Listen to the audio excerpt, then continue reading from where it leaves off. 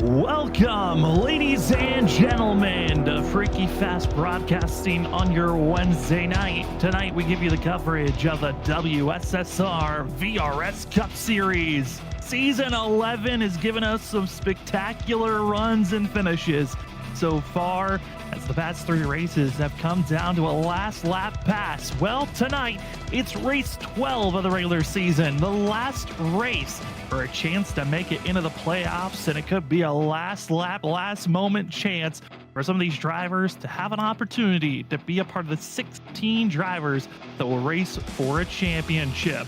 Tonight, we're excited to give you all the coverage, like I said, here on Freaky Fast Broadcasting. My name is Sam Dyer. Joining me here this evening is Richard Wolsifer. And Richard, it's certainly a season that has been very memorable. It has brought us some classic finishes here of late, but it's all come down to this one last race, one super speedway to figure out who will be taking those final spots in the playoffs. The largest track, oval track on the schedule here at Talladega. These drivers now have to test out the drafting format, the new aero package for these super speedways on these cars that we got. And yeah, like you were saying, the past couple of weeks have been some very memorable races with last lap passes, very dramatic racing to the end to get those wins that these drivers are trying to get to lock themselves in. And tonight is that last chance for any driver that is outside of pointing in to get in and lock themselves in. So, and it's one of those tracks where anything can happen, like we have on every super speedway race. So it's going to be hard to tell who is going to have the advantage here tonight, who's going to take home the win and possibly lock in for the playoffs. A track that has so much history of first-time winners, drivers having the closest finish ever in WSSR history. I think back to the Cody Reed finish all the way back in season 7, where he came away stealing a 3-wide finish at the line. That was a 1/1000th of a second win. Cody took over Zach Hall and Ben Nelson at the time. It was an incredible finish, and tonight could be just as memorable, as we've got 11 drivers that have already locked their tickets into the playoffs. We've got ourselves plenty of other spots that are still on the line to be grabbed, but those drivers have already locked in. John Forbes, with his 4 wins, gives himself a lock-in for himself. Vincent Sora has a win. Kyle Rochelle has a win. Thomas Green with the win. Joshua Kanata, our first race of the season winner. He's our 5th driver to make it in, with Douglas Newbigging and Zach Hall, our 7 drivers that got a win this season and are locked in because of the win. Now, based off of points that are locked in, Gavin Rogers, Larry Yingling, Shane Terrian, and Jarrett Talmadge yet to get wins, but I gotta say, those drivers, let alone Richard, they've all had opportunities to get into victory lane this season. Oh, they've definitely had opportunities to get into victory lane. Gavin Rogers, a shocking name up there, expected to get a road course win, but was unable to pull it out at Portland, was bested by that of Vincent Sora, and then he didn't show up for the Roval. But Gavin has always been there. He's always been in contention to get that win. And then you have Shane Terrian, who was in the contention to win the race and was passed by John Forbes, who roughed him up a little bit, got into his door, and forced his way into the win there, taking away that win from Shane Terrian. But even though they don't have a win, locked into the playoffs on points, so that has got to be a breath of fresh air coming into Talladega. Yeah, I mean, those last 3 names that I listed out, all 3 of them had a chance to win these past 3 weeks, but all were passed on the final lap. Shane Terrian at Michigan, like you noted, it was John Forbes that stole the win there. 2 weeks ago, Jarrett Talmadge thought he was going to win at the Roval, ran out of fuel. Zach Hall passed him on the last chicane. Then last week, we saw the amazing run where we got to see Larry Yingling get passed by Douglas Newbigging, what a charge for himself. Same for Zach Hall, both getting wins here late when they both had signs of almost missing out on the playoffs, but they've been on a great surge. They both now are locked in. Drivers of note to watch out for here tonight. Brian McCann, he's got a good points lead over the cut line, 35 points over that cut line. He just needs a solid run. Be inside of the top 20, 25. He's good to move on to the playoffs. Then Nick Crawford, he's got a 25-point buffer entering this evening. Then you look at drivers that are really on the cut line. You must have a good run here tonight, or you can get bounced out. Drew Jua, just 11 points to the good. Chris Ditz, 6 points to the good, and the driver at the cut line, it's the 13 machine of Cedric Hunter, who has got the toughest task here tonight. The 13 enters in with an L2 penalty, meaning he's got to start this race with a drive-through penalty. He might be going a lap down before this race even gets done with the first stage. That's going to be tough for the 13, but the drivers that can also point their way in, that are outside looking in, Brian P. Johnson, 5 points out, and Ollie Fonseca, 21 points out. Those are really the last drivers that we look at mathematically have a good shot of pointing their way in. Long shot drivers to point their way in: GT Rizzari, Samuel Garcia, and Monazzi Major, but they're more so in that spot of most likely are going to have to win to get in. There's about 8 other drivers that are in win and you're in situations. But first, let's take a look at qualifying. Here's your first chance to grab some points. Polster gets a bonus point, and Richard, qualifying for some is important, not for others. How do you feel like these drivers are expected to go for this pole award? I mean, honestly, starting on the pole on a super speedway is probably your safest bet. Typically, you have control of the race. There's not a lot of cars around you except everyone behind you, and you can, for the most part, stay safe. If you qualify in the middle of the field, that's when things can get really rough and really scary. That's where a lot of the issues happen. That's the hornet's nest, what we like to call it. But right along here with Ben Kinney on the outside, trying to get as much momentum as he can, try to get that speed up on these cars. They are restrictor plated on these engines, so they don't have a lot of that top speed right off the get-go. It takes these cars about a lap, maybe a lap and a half, to get completely up to speed, and they have to utilize that outside lane to get the momentum around the track as well. It helps them carry the speed around to get it up to this top speed that these cars can do without being in the draft. So right now they're going to try to aim and get that pole position and not try to start in the middle too further back in the field. We're expected to see these drivers go over 200 miles per hour at top speed when they're in the pack, but by themselves, hitting around 178 miles per hour when they're entering turn 3 here. And Ben Kinney, he looks to be going for a setup run, not going for the full score here for lap number 1 for the 98. He'll drop low, trying to find a way to maximize his speed here. You expect the drivers to stay high off the exit of turn 4 to find that good speed, but the 98 taking a little bit of a lower approach exiting the corner. But first driver across the line. Some drivers have different mindsets. Some lap 1 is their important lap. They're going for the pole. Others are aiming for lap number 2. And first driver atop of the board, Cody Reed, a 54.190. One of the favorites to try to get the pole time, but not going to be the case anymore, as Jarrett Talmadge now top of the board for the 27. Yeah, great run by Jarrett Talmadge, currently taking top of the board. That was their first lap. We'll have to see what drivers are opting to do it for the second lap. Get that speed up. Try to get those tires at an optimal temperature as well, because the hotter those tires get, it tends to scuff off speed a little bit. So the tires get a little bit too much grip, and that does actually slow the car down, which is a little odd, you would think. But some of these drivers using that second lap to get as much speed as they possibly can. Jarrett Talmadge still sitting at the board with 54.181. But right around here, the Ben Kinney, let's see what his second lap is going to be. And a little odd thing here about Talladega is that start-finish line is not in the center of the trial that we normally see. It is offset. It is right on that final straight area right before they turn into turn 1. So it's a little bit of an offset start-finish line if you're not familiar with Talladega.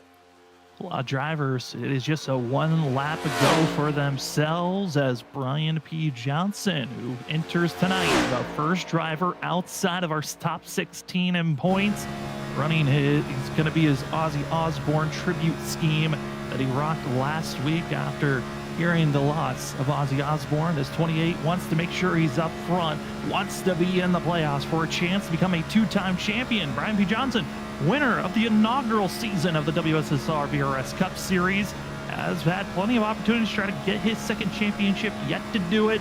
But here tonight, he needs a fabulous run to get by one of his friends, former teammates. It is Cedric Hunter. It says, got to watch out for this 28. That's going to be doing his best to get the top time, but stays low. Will he go drop to the apron? He will. Johnson, does he stay on the apron all the way through? He does. We saw Ben Kinney shifted out to the outside wall. The 28 hopes for it to be the top time, and we wait to see, and it doesn't look like that's going to be the case. A little bit of a setup run. He's almost a half a second slower than Jarrett Talmadge's first time that he put down for the pole. Crazy to see where these drivers are at. Vincent Sora, Douglas going to be Drew Jua, who are out there on course finishing up their times. Looks like the 77 going to qualify for 6th position. We're also going to be seeing Joshua Corner, Brian P. Johnson, not going to have time to put down a second lap as qualifying comes to a close. It's the 27, Jarrett Talmadge. What a time for himself. He's already locked into the playoffs, but add an extra bonus point for himself. Now, drivers enter a 5-minute warm-up period before we get into our featured race. This gives drivers a little bit of time, a little bit of practice, figure out where the pit stall is, and as well gives us time. Take a deeper look of how the season's been. What a season it has been. Season 11. It has been marked by dominance by one, and it has been seeing a lot of history grow all around. As here's your point standings entering this evening. Gavin Rogers, consistent all around, yet to get a win, but enters as your points leader currently this evening with Vincent Sora and John Forbes, 2-3. But it's that cutoff line. It's going to be seeing Douglas Newbig and Zach Hall. They're at the cutoff line, but because of Zach Hall's win, it pushes Brian P. Johnson out. And that makes it where Cedric Hunter at 14th in points is our official cutoff driver.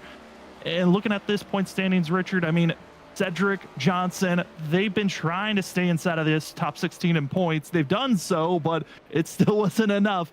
With Zach Hall's win, it certainly shakes things up into tonight.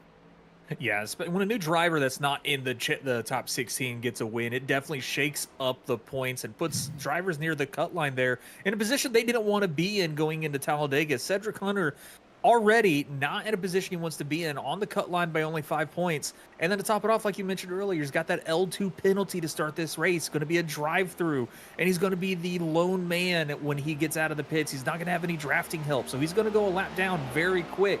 He's got to hope for either a quick yellow or just kind of hold on and wait for that stage break and hope nothing else happens. But I mean, a lot of these drivers, they're hoping for a strong race, and Talladega could be anything can happen. You're going to get caught up in something, or you're going to be the hero that wins this race.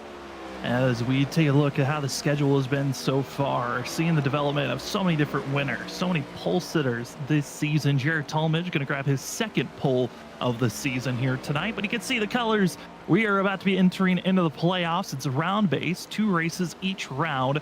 Each driver will have the round of 16, then the round of 12, the round of 8, before we've got ourselves down to the final round of 4. They'll race at Richmond and Homestead to see who will be taking the season 11 championship. But you look at the win column, a lot of John Forbes, the only driver to find himself going for multiple wins this season. And then it's been a gaggle of newcomers here of recent. I gotta say, Richard, it's been great to see diversity here recently on who's getting into victory lane. But you know, when the playoffs come around, that's when Forbes and others really start to find their mark and really be the top of their tier.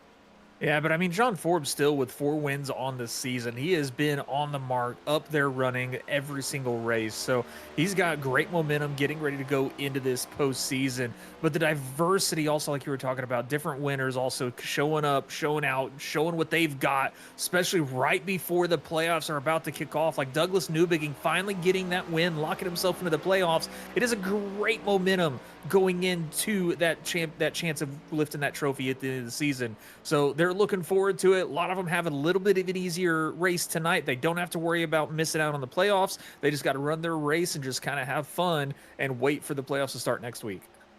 Talladega known for giving out different diversity of winners, but for us up the booth, our pick'ems, well, they're not as diverse. We all have made our choices before qualifying ended, and we all chose Cody Reed. I know for myself, it's just based off of how Cody runs super speedways. His aggression usually gets him up front as a driver to look out for. He's gotten the pole in the past. He's won in the past. I think the way that the new aero package is, this could really help out the 25 on his aggression. But Richard, what was your reasoning for why you picked the 25 for as your driver to watch out for? Well, you know, I think it's really funny because I think the only time that us three have done this was with Gavin Rogers on his first road course race here with the WSSR. But Cody Reed, you know, last season he won the opener at Atlanta, and guess what? He's got a super speedway now to lock himself into the playoffs again, and he shows that he can wheel his car up through this style of racing. That's why I think Cody Reed, being his back against the wall, he wants to get into these playoffs like he did last season, and now's his chance being at a super speedway. And as well, our third member of our crew running productions in the background, Robert Moyer Jr. as well, picking Cody Reed. We all made these choices separately, but it all came together with the same driver. Cody, a part of a group of drivers that are in a must-win scenario, as drivers that are just point-wise not possible to even point your way in. You have to win and be inside of the top 25 in points to make it into the playoffs. Cody Reed's 22nd in points. He is in a must-win scenario. Martin Morales is in a must-win scenario. Nico Garcia is in a must-win scenario. Kyle Rochelle, must-win. Colin Carroll, Colby DiCarlo, and Joshua Corner going to be those drivers that are in a must-win scenario. We can also probably add Manazzi Major and Samuel Garcia into that mix with GT Rizzari. Those drivers need a lot of points. They need to stay up front. They've already lost their chance on one bonus point, and that was getting the pole. Now there are only 3 other bonus points to be grabbed. That's leading the lap, leading the most laps, and just getting a win. Another way you can get bonus points, stage racing. Top 10 drivers at the end of the stage get bonus points. Your winner gets 10, second gets 9, third gets 8, continues to drop down until you get to 10th place, where there's only 1 bonus point to be given. In our stage break, it is at lap 20. It's going to be a quick turnaround. And here for us, we'll take a quick turnaround and take a look at where drivers will be starting here this evening. As your top 10, going to be the 27 of Jarrett Talmadge, taking the pole for the second time this season. To his outside, a driver that's in a must-win scenario. It's Colby DiCarlo in the 22. In third, it's going to be the driver that we picked here tonight as our driver to watch out for. Only problem, he's got a end of the line penalty for Cody Reed. He'll be starting qualifying third, but starting at the end of the line.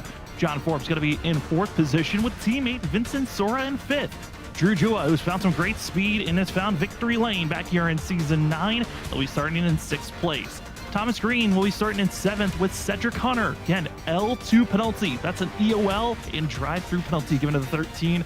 He qualifies 8th, but will start at the end of the line. Larry Yingling will qualify 9th and finishing out our top 10. It's the 75 of Gavin Rogers. Pair of drivers that need a win tonight, starting in 10th or 11th and 12th, Nazi Major and Ali Fonseca. Ryan Ferrero starting in 13th with Joshua Kanata starting outside him in 14th. Row 8 will be Nico Garcia and Shane Terrian, Kyle Rochelle, Douglas Newbigging rounding out row 9, and row 10, Justin Malarkey and Ryan Kelly.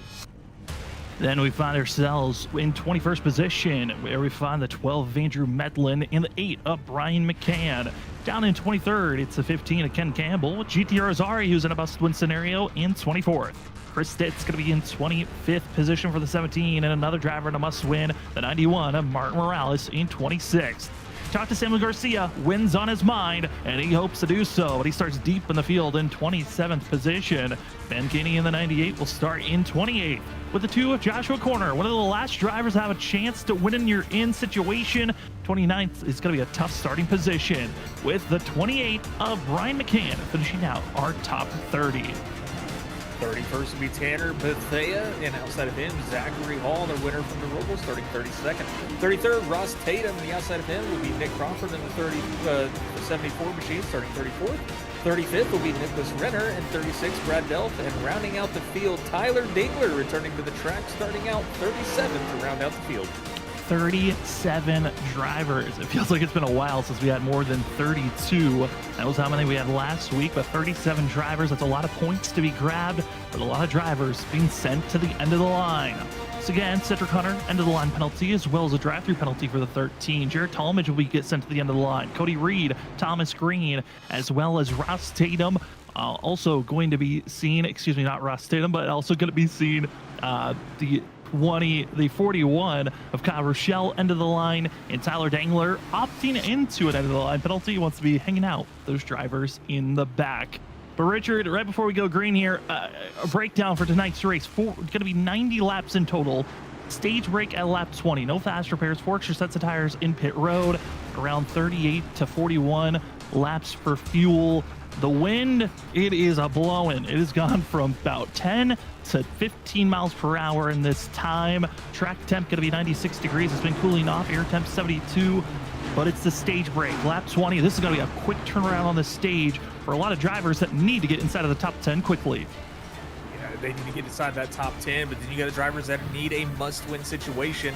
They have to get up front. They got to get up front quick and stay up there while also staying out of trouble. So it's the name of the game. Get up front, keep that car clean. 37 drivers enter tonight. We've only got ourselves 28 drivers that are trying to slot down to 16. Who will be those drivers that enter the playoffs with a chance to hoist the Season 11 WSSR VRS Cup Series Championship? Well, first steps now. Who will find themselves being up front with victory? Green flag is out in the air, and we see these drivers roar up. It's time for the final race of Season 11's regular season to be underway, as it's all seeing these drivers up front of Vincent Sora, Larry Yingling, taking off and go on the inside. Colby DiCarlo, no help to be found as we exit out of turn number 2. It's 2 by 2 as Ross Tatum drops backwards. Richard, this is the scene we are expecting to see a lot here tonight. 2 by 2, but already a quick gaggle of cars trying to drop to the back. Yeah, a lot of cars dropping low, dropping high. They're trying to get to the back of the field right now. They want to keep their car clean. I think Shane Terrian just kind of got shuffled out of his lane there, and he had to fall back because he had no hole to get in. But he finally finds himself back into the outside line. He's going to try to move his way back up.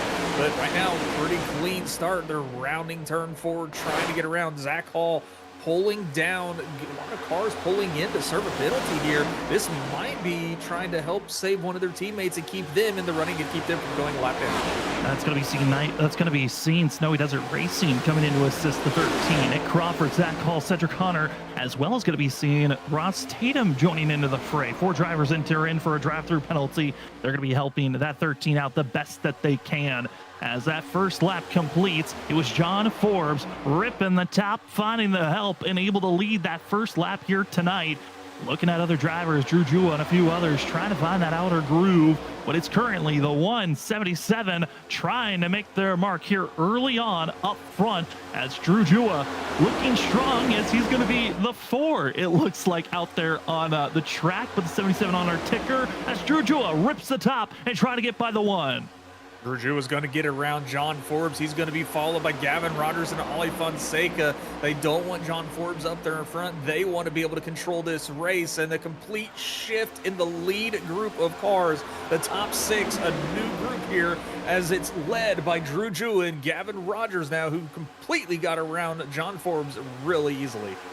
As you're seeing these massive runs, and Richard, this is kind of our first time getting to see the new aero package, new tires, and the way that this new super speedway style of racing will be handed out to these drivers. And it's just big run after big run. These drivers are tossing it back and forth so quickly. And another thing that we kind of noted on it and saw during the practice before we went live, you noted on the fact that these drivers are bottoming out. We saw there in the corner, sparks are flying through the middle of this corner. Yeah, it's really interesting to see. This is something we really haven't seen a lot in the super speedway racing. I mean, occasionally it'll happen, but it's every single car. It seems like they are bottoming out with this new aero package and tire model that they've added to these cars here on iRacing.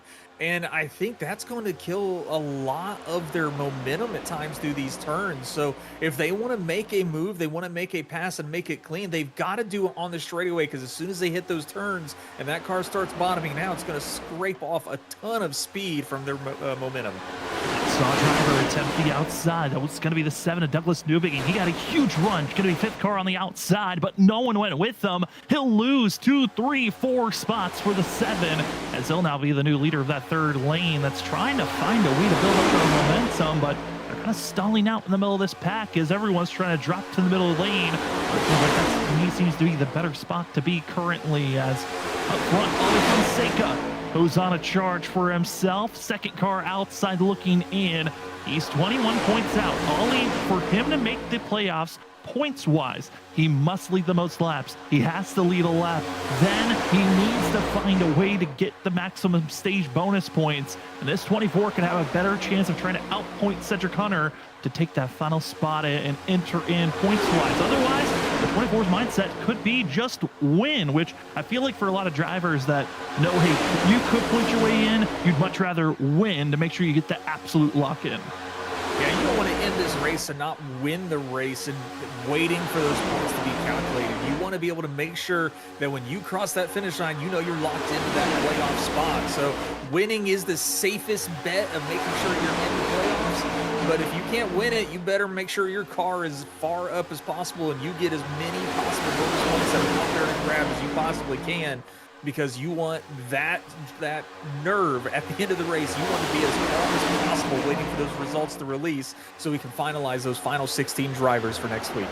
Seeing a couple of drivers jostling there in the middle of Jared Talmadge. Also seeing Chris Stitz just bouncing around, trying to find their openings to get to the inside groove, as our top going to be 30 drivers. It's crazy to look at how jam-packed they become.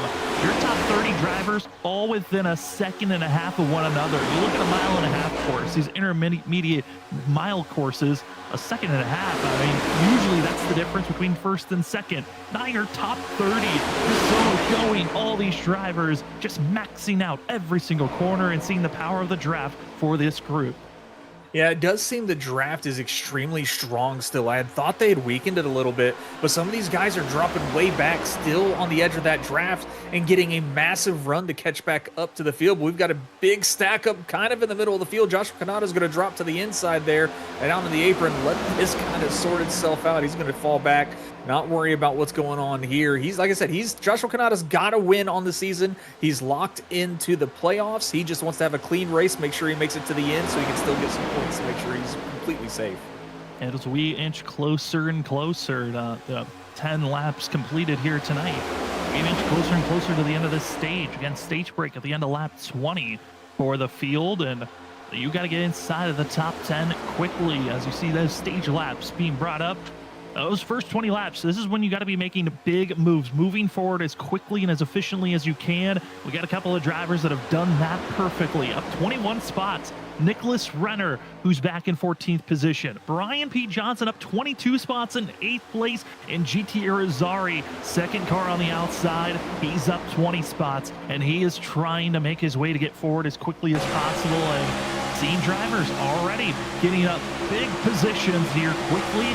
There's just the same amount of drivers that have lost positions quickly, but just showing in a blink of an eye, you can really get moving forward if you can duo up with someone else and try to work together with a couple of drivers around you. Yeah, you can. And Nick Renner, as you can see right there, as we were talking about, one of the biggest movers of the race right now, started really far back in the field. He's now within the top 10. He's up there next to his teammate almost. I think it's exactly what Nick Renner's trying to do, is get up with Gavin Rogers and help him out, because Gavin, who is typically all by himself, he's now got a teammate in Nick Renner to help him out tonight, with Ken Campbell right behind him. Or that's not Ken Campbell, GT Irizarry giving him a bump on the outside. Now Gavin Rogers to the front. He's going to be the leader here at Talladega. And that was a great showing of using your momentum perfectly. Gavin was stuck on the outside, bounced to that third lane, and got help from GT, got help from Nicholas Renner, and pushed that 75 from about 4 positions up, able to then drop his way down in that first row. And really a great passing move, and that's going to be probably the big move to make that third lane work, is find drivers that have similar big momentum pushes and work together. You might only get one driver to move forward. If you stay on that third lane, you will drop backwards quickly, as Nicholas Renner was up to the third lane. It drops in the middle quickly as more drivers getting out of the way. Larry Engling deciding, you know what, I'm opting out of this. Same for Ryan Kelly. Kelly will do the same move, but on the third lane, just trying to fall to the back of the line. They don't want to be a part of the madness that seems to be heating up, and drivers are sensing we're about to get into that very desperate mode with 10 laps to go on the stage. Yeah, and these drivers that are falling back, they might be locked into the playoffs, but, they still want to be able to race this entire race. They don't want to wreck out and call their night early. So they're just going to drop back, keep their car safe. They're not really racing for anything for the regular season anymore. So they're going to let these guys up in the front try to race, get their points they need, get where they need to be, and let these guys race it out and cause the issue if there was going to be one. They want to keep their car clean. But we got a huge switch up front now as Manatsi Major is leading today, and he's doing a great job being pushed by the number 77 Drew Jua there on the inside lane. I mean, Manatsi Major entering here tonight, one of the drivers that really he entered this season, and I didn't know what to expect. He hasn't gotten a top 10 yet this season, or top 5, or a win. Best finish for Manatsi Major was 13th. That was back at Atlanta to start the season off. And honestly, he's just been a consistent in-between driver, finishing in the top 20 each and every week. Here tonight, though, if he finds the right allies, it seems like Drew Jua might be it. This 82 could find a way to sneak his way into the playoffs with a win here tonight, as he's a part of the cluster of drivers that are in a must-win scenario. Yeah, it'd be a great way to cap off his season to be able to win here at Talladega. Again, still a lot of racing to go tonight. They're still coming up on the stage finish here in about 8 laps when they cross the line this coming time around as they go into turn 3. Benazzi Major in a must-win scenario right now. He is in the front of the field leading this race, and he can easily control the race if he's smart about it. This is where you want to be. This is where the least amount of troubles are going to be happen. There's not really anybody around you except those behind you and those on the outside that are kind of getting a little bit of a run, but they're going to stall out a little bit. The Gavin Rogers back again to the front of the field. Going to find your friends, your allies, even currently these early laps. This is your application to show to the field, I'm a strong driver. I can push you to the front, or even prove, hey, I've got a steady hand. I'm going to keep this vehicle staying straight, stable. I'm not going to be wobbling back and forth. And Richard, I know that these beginning laps are so important and crucial, especially if you haven't raced with some of these guys out here on track, to give yourself a great showcase of I'm a driver to trust later on in this race. Yeah, this is where you build your friendships with the other drivers. You've got to show, hey, I can give you shoves, I can give you pushes, I can get you up front, or hey, I'm a really good leader. I will keep this car nice and straight if you give me a nice shove to get up front. So this is where you're going to try to build those friendships, build those alliances with these drivers, because that'll pay off later in the race when you catch back up and link back up with those drivers that you're working really well with. Another thing these drivers have to kind of maintain is a different thing you don't see on regular racetracks is the temperature of their oil temp. If they're up close on the bumper of the car in front of them for too long, they can burn up that motor. They can go too hot and blow the motor, which we've seen before. So they've got to utilize that resource as well, along with tires and fuel. All drivers trying to stay attached as well as they can. Going to be your top 26 drivers are still attached to this front pack. Few have decided to break away and stick with their own allies. Ryan Kelly, Larry Yingling deciding, as well as Joshua Kanata, to stay out there on track. Tyler Dangler was a part of this group. It was a four-man group, but Tyler Dangler has decided, I think, to call it a night as he's pulled into pit road. And the 19 showed up here late, got a few laps in. I don't think he was enjoying himself too much. Here's for first pack of drivers that fell off quickly immediately after lap 2. This is Brian McCann, Shane Tarian, as well as going to be seeing the 71 of Nico Garcia, just opting into the we're going to stay out of trouble group. They are currently all the way almost 20 seconds back from our leaders. For some drivers, this is what you want. Stay out of trouble until the stage is over, and then you would go into attack mode. Others, it's try to stay in the fight immediately all throughout this run. Here's the drivers that are assisting the 13 of Cedric Hunter, who had the drive-through penalty. It's Zach Hall, Ross Tatum, Nick Crawford, and Cedric Hunter that are all about 40 seconds behind the leaders, only a 9-second difference. And the problem, they're being caught by the lead pack. There is a chance if they have too many swapping moments, lose too much ground, Richard, this group could go a lap down before this race is over, before this stage is over, but that's if they have a real bad issue. Currently at this pace, they should stay on the lead lap. Yeah, they're still running at a decent pace. They might be losing time to the leader, but I don't think it's enough time for the leader to actually catch them.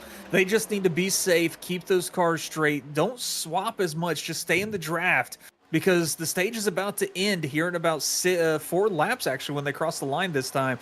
So I think they'll be safe, which will save Cedric Hunter. He'll be able to get back out on the lead lap, but a lot of shifting going around up here in front. Ollie Fonseca, a massive move to the middle lane there. He's going to try to make a surge back up to the front as well.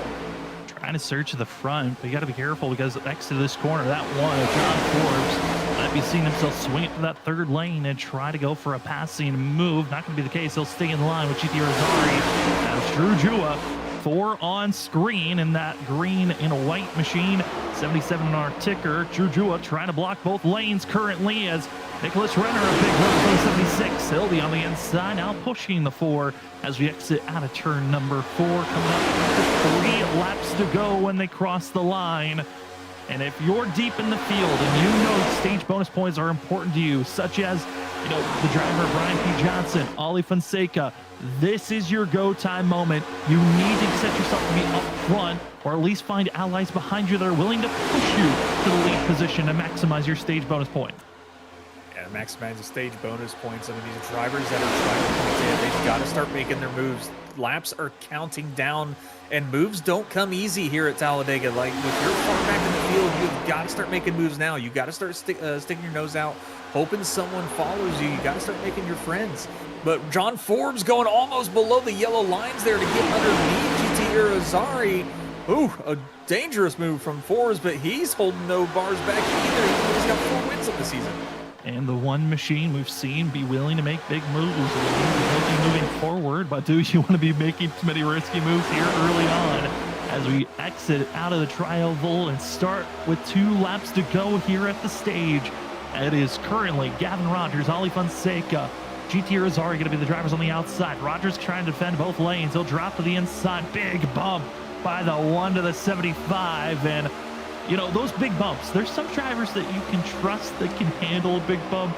I think that 75 and the 1, they recognize, hey, we are the cream of the crop when it comes to the WSSR VRS Cup Series.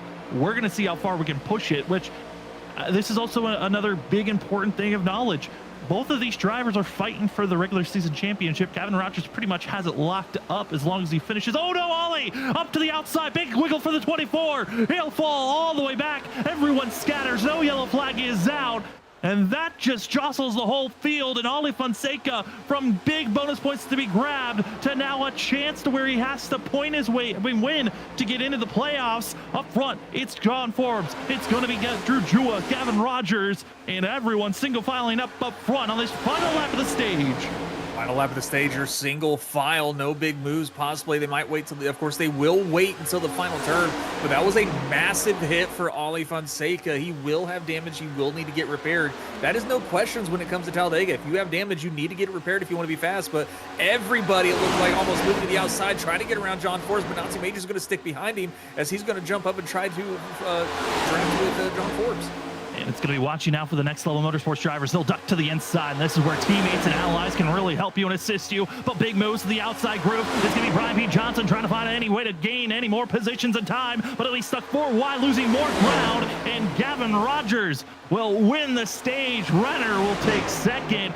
Forbes first, and what a charge as they were 4 wide behind. And Johnson will take 4th place in points, as the 28 needed those major points for himself, and he'll take it. And now this will put Cedric Hunter in a position where he has to finish ahead of the 28 by the time this race is over. Yeah, this has put Cedric Hunter even more of a predicament. It's not what he wanted to see. Brian P. Johnson getting the points. He will take that spot away from Cedric Hunter by only just a few points, honestly. So, but Cedric Hunter now has to understand he has to finish well ahead of Brian P. Johnson if he wants a chance at moving on into the playoffs if he doesn't win this race.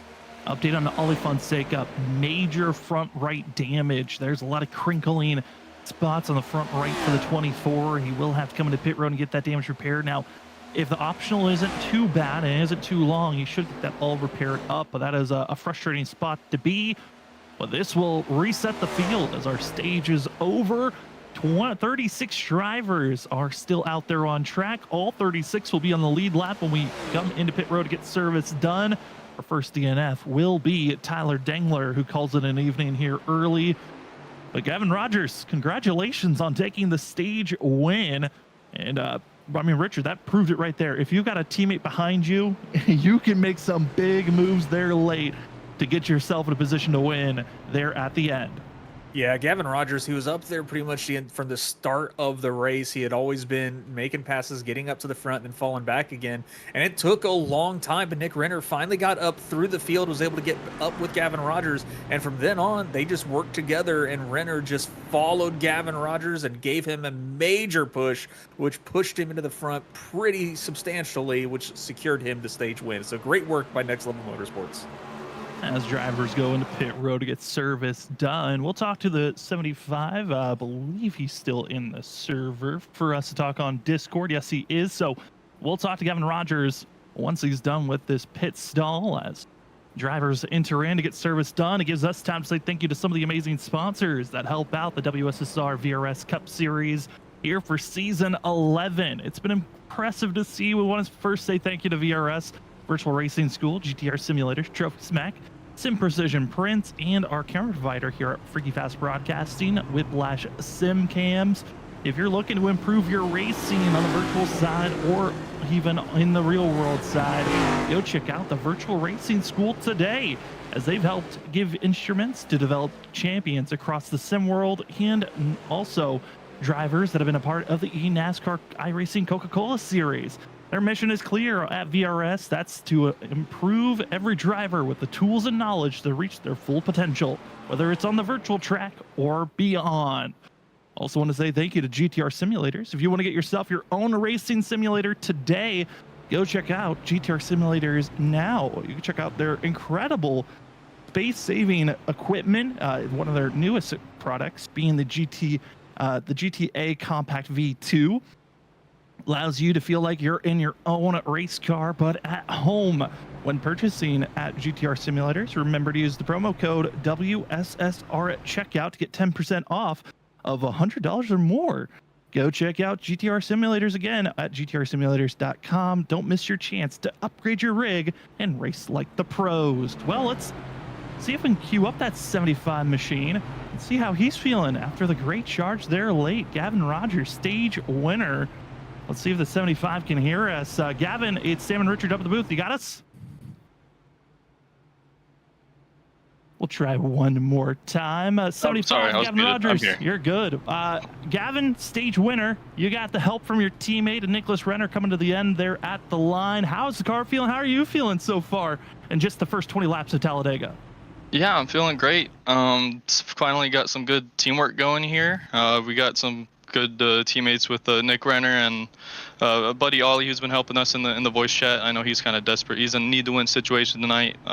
So hopefully things can kind of go good and for all of us here. I still kind of want to get that first win for sure this season. Feel like I've definitely been due for one for quite a while. But yeah, the car's feeling great. I feel like we're set up for a pretty good finish here. That first stage was actually a lot of fun, probably the most fun I've had on a super speedway. Just gonna have to hope it kind of stays that way, hope the car stays clean, and we can be there at the end. Yeah, Gavin, fantastic work with you and Nick here in the first stage, and it definitely looks like a lot of fun, a major difference of what we normally see in super speedways, but now being well over 22 points ahead of the second place in the regular season points without even a win. I mean, is that what you're aiming for, is just trying to make sure you can stay ahead of John Forbes and secure that regular season championship win? Yeah, that's definitely the most important goal for tonight. Even if we can't get that win, have to finish pretty well. I'm guessing probably somewhere at least within the top 15, maybe top 20 to still hold on to it. I just have to hope John doesn't have a miraculous run and win another one, and just have to hope I don't crash out. I think I just need to keep it clean and hopefully keep it in probably top 15, top 20, like I said earlier. Well, Gavin, again, congratulations on the stage win here tonight. Enjoy it, but I know you ultimately want to get the win or assist someone get in the victory lane. But we can't wait to talk to you hopefully later on tonight. But good luck on this restart. All right, appreciate you guys. As that will be the 75 of Gavin Rogers. As talking about trying to help Ollie Fonseca, it looks like Gavin Rogers, Nicholas Renner are going to be teaming up with Ollie Fonseca, Cody Reed, and Ryan Ferraro here tonight at Super Speedway Racing. You find your allies and friends. Sometimes you all join in the same Discord call and try to communicate all the way through the race. And it looks like we're already seeing one of those alliances showing some bearing some fruit here early on, as Gavin Rogers is going to be the starter in control vehicle on this restart. John Forbes going to be second. Manazzi Major, Drew Jua, Kyle Rochelle, and Brian P. Johnson going to be your top 6, with GT Rosari, Vincent Sora, Chris Stitz, and Andrew Medlin finishing out your top 10.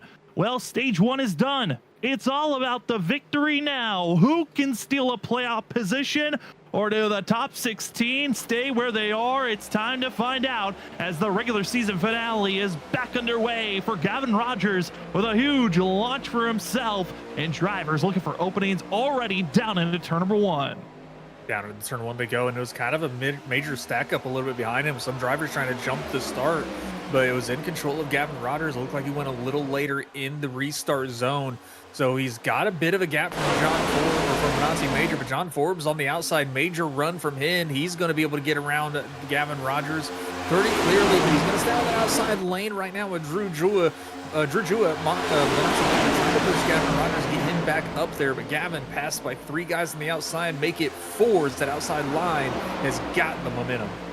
Driver falling back.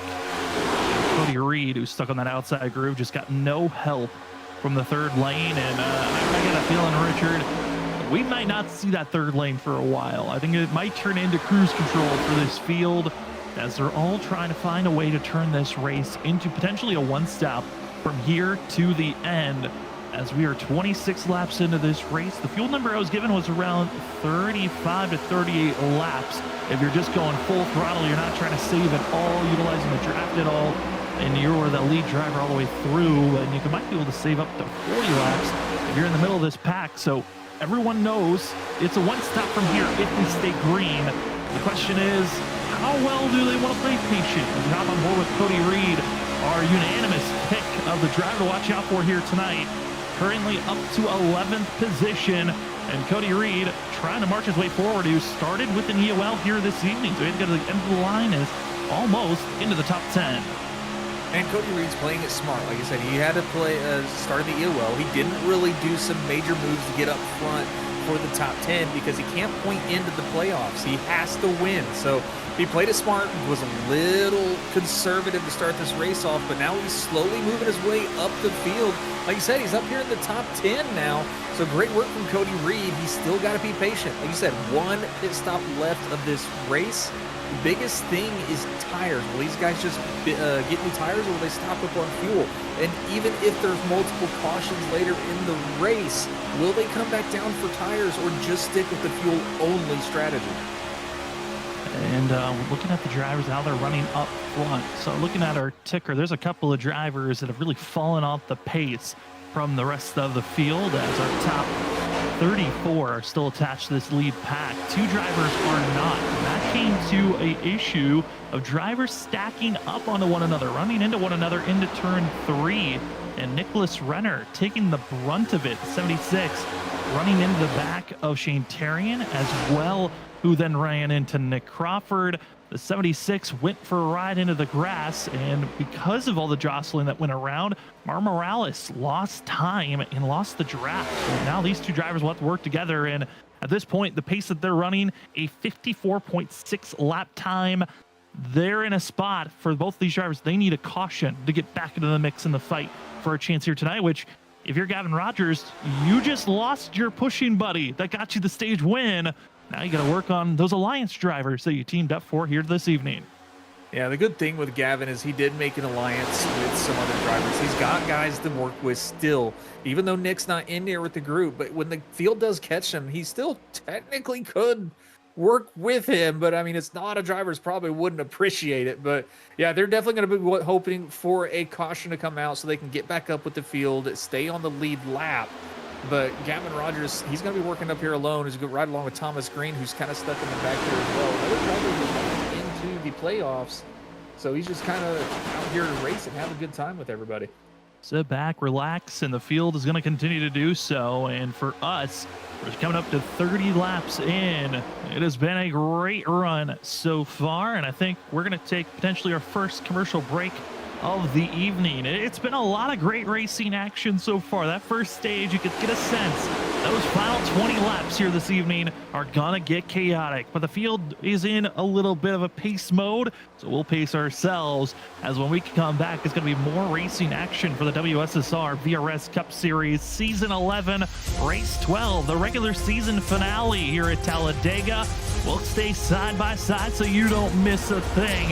When we come back, pit stops expected, and we'll see who our Whiplash Simcast's biggest mover of the race is, as when we come back. We'll see you on the other side of our side by side.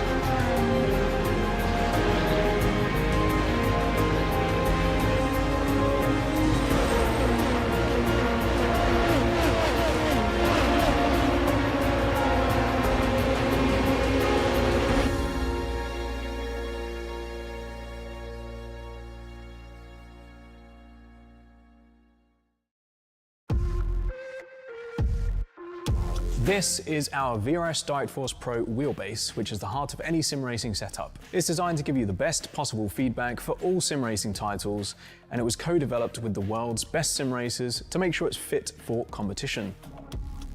Right from the beginning of the development of the VRS systems, we threw it straight in the deep end. We were racing World Championship level events, and that allowed us to get the best possible idea of what we needed in that competitive environment to be able to push the product forward to obviously what you're seeing today.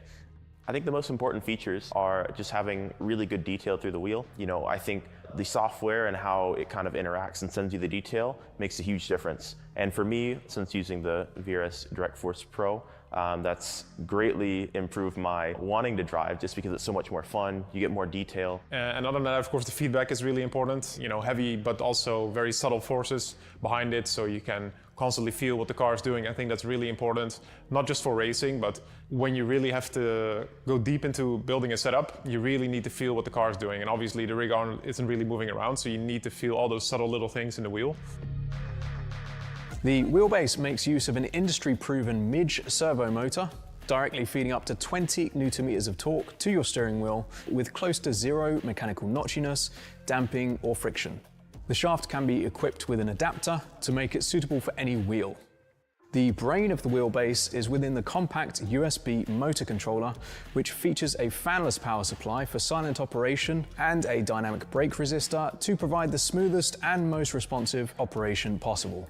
Our firmware is provided on our website to give you full control of the wheelbase with multiple profiles for different sim racing titles, completely customizable to your liking. And it's all designed to help you get on pace faster. You can shop for the VRS Direct Force Pro wheelbase and all our other hardware directly on our website, vrs.racing.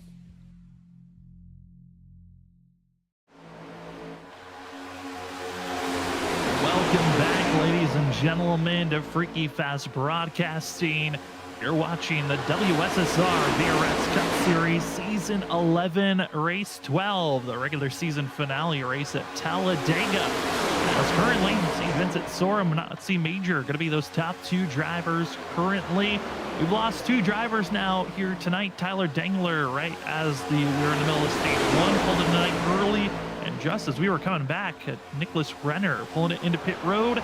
76, we'll call it an evening early as well. So 35 drivers out on track. Martin Morales kind of losing his draft buddy as the 91 will be left on his lonesome. The other 34 drivers, they are all in this lead pack that you see on screen.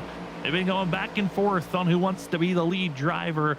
And one thing we haven't really touched on, drivers are given a lot of big bumps, but Richard, the temps, the engine temps, that is going to be a big thing for this group. And I think well, we're seeing a lot of drivers utilizing the momentum well here this evening whenever they get a big run. I'm curious on if we're seeing drivers drop to the inside so quickly is because of the fact that we're seeing engine temps get dangerously high.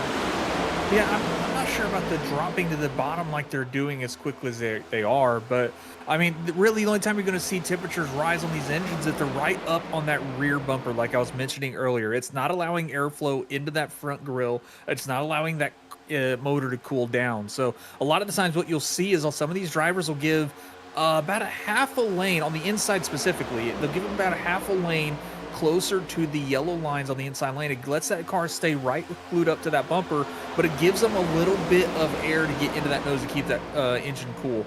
If it gets too hot, they do have to back off normally. They'll have a pretty big gap between the front and rear bumpers of the cars, but it'll let that engine cool down because if they blow that motor, I mean, they're done. There's no repairing that. They're going to be calling it a night. But now we're seeing that outside line, a huge run for them as the third row is finally starting to come alive. Starting to see some drivers work together as it's going to be seeing teammates and allied drivers. It's first going to be the teammates of Thomas Green, Jared Talmadge ripping the top. They're getting help from Nick Crawford, Cedric Hunter, and drivers that know they need to get up front quickly.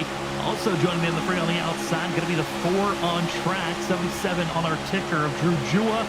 And a driver we haven't talked about here tonight, the 2 of Joshua Corner, all trying to make that third lane work, but immediately when the droppage of the 27 and 31 to that middle groove, it just killed all the momentum that third lane had, and they are starting to stall out. Crawford is trying to woo Munatzi Major forward, but they're starting to move backwards. That middle lane, They're dangerous. Reason why, you've got teammates in line. 3 from Nightmare Fuel going to be working together. That's going to be seeing Vincent Sora, Thomas Green, Jared Talmadge, and out of 4th, John Forbes. All 4 Nightmare Fuel drivers in the middle of the groove. Richard, this was a nightmare that the field did not want to see. This is not what you want to see if you're the rest of the field. When 4 teammates link up, it's going to be almost impossible to get around them. They're going to be able to control this race. Whoa, trouble in the back. That's going to be a spin. It looks to be the 98 of Ben Keeney going around for himself. Other drivers starting to back off on their pace, getting back on track, but it was off the apron, so we stay clean and green. There's Brad Delph, who also is getting moved, but it's the 98 who really took the spin. And wow, that's going to be her and Shane Tarian, as well as going to be seeing a few other drivers way off the pace. And they're going to need some caution assistance to get back in the mix, as Ben Keeney just trying to creep his way around this course. As the 98, that's got to be a frustrating moment to see when you're running into the back. Yeah, that is an unfortunate moment for those drivers, especially with iRacing. It is one, I don't know, it's a downside for some people's thought, an upside for others. But when cars are spinning on the apron underneath that yellow line, the iRacing service does not feel caution for those. Now, we normally see that, when you watch, race NASCAR in real life, but on the iRacing surface, it doesn't throw a caution for underneath the yellow line there. So unfortunate for all the drivers that were involved in that. They are now under a situation where they have got to hope for a caution to come out sooner rather than later, because nobody wants to go a lap down. What a move by Zach Hall, but he gets dumped just as quickly as he gets up front. The 32 just ripped it to the top side, forcing Jared Talmadge to push that 32. And Hall got a glimpse of what clean air was like. He'll get back into line. But Zach Hall, currently our Whiplash Simcam's biggest mover of the race, as he currently runs in 5th position, but led for a quick moment, didn't get to lead the lap, but Hall learning, trying some new things as we're closing in on halfway. The drivers are attempting some passing moves that could get you into victory lane later on here tonight.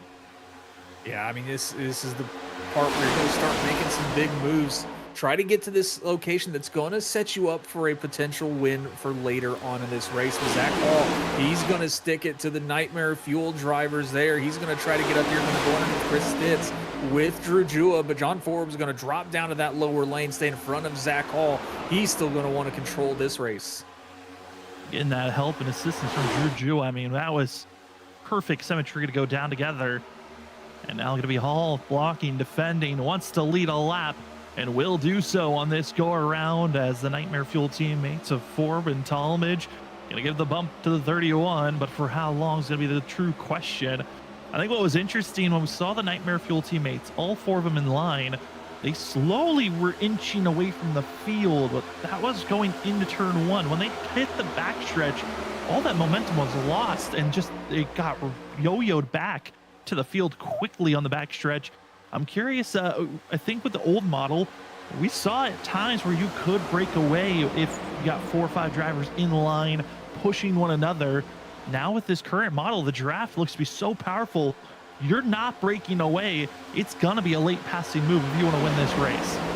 Yeah, and I think that's the same thing we saw when the first stage was going on with Cedric Hunter and his squad. It was a group of 4, and typically before this new model, 4 or 5 cars, they can maintain a pace with the leaders, if not even catch them. And the fact that that was not happening, it tells me that I think these cars are punching such a big hole in the air that the more cars in the group, the bigger that hole is, the less drag they're going to see, and you're going to have a lot more speed the bigger the group that you're racing with, even if they're side by side. So it's very odd to see. Usually 4 cars do have a nice breakaway, they can keep that gap, but at this new update, it has been wild. It is fun to watch now here on the Super Speedway. 10 or 15 laps away from expected pit stop window to open up for the field, and with the knowledge we're learning, I mean, Richard, this could change maybe a couple of drivers' mentalities of what they were going to do for pit stops. As Ben Keeney is going to go into pit road for the 98, might be calling it an evening here early, but I'm curious on how that might change up pit road strategies, because in the past it was come in with 5 guys in a pit road, you'll be fine. You might pull away from the field. Now it might have to be you better hope you've got 8, 10 drivers with you, come in with the whole pack. Otherwise you might be missing out on being with the field once this green flag pit stop is over. And you might be wondering, cautions. What are cautions like usually here at Talladega? Well, of recently, the last 2 times we've been here, the cautions have been raising. Last time they were here, we had 7 cautions. That was back in season 9. Season 7, we had 5 cautions. Season 6, we had 0. We had 1 back in season 1, 3 in season 3. And season 4, we had 6 cautions. So a variety, but never going over 8 cautions in total. And just for this evening, the field looks like it could stay clean and green all the way through. Our stage yellow might be one of the only times we see that yellow flag be thrown. It's very possible that could be the only yellow we see, but I mean, right now everyone's just kind of playing it calm. We're not seeing some extremely aggressive moves right now, but also the aero package that these cars now have, it could change, affect the fact that these guys can't make those overly aggressive moves like we used to see. But Zach Hall, we saw him make that massive move from the outside all the way to the front. But I mean, they still got a lot of racing to go. They still have 1 pit stop to make. They're not even in that window yet to make it the rest of the way. So there's still a lot of racing to go and a lot of chances for these guys to make really aggressive, some questionable moves that'll bring out the cautions. But right now, everyone's kind of just working together, trying to find out who you're going to pit with. Because yeah, like you were saying, you're going to want to pit with more than just 4 or 5 cars. You're going to want to pit between 6 to 8. And here at Talladega, it's going to be the final super speedway race of the season. For some drivers, this could be your final time to get into victory lane.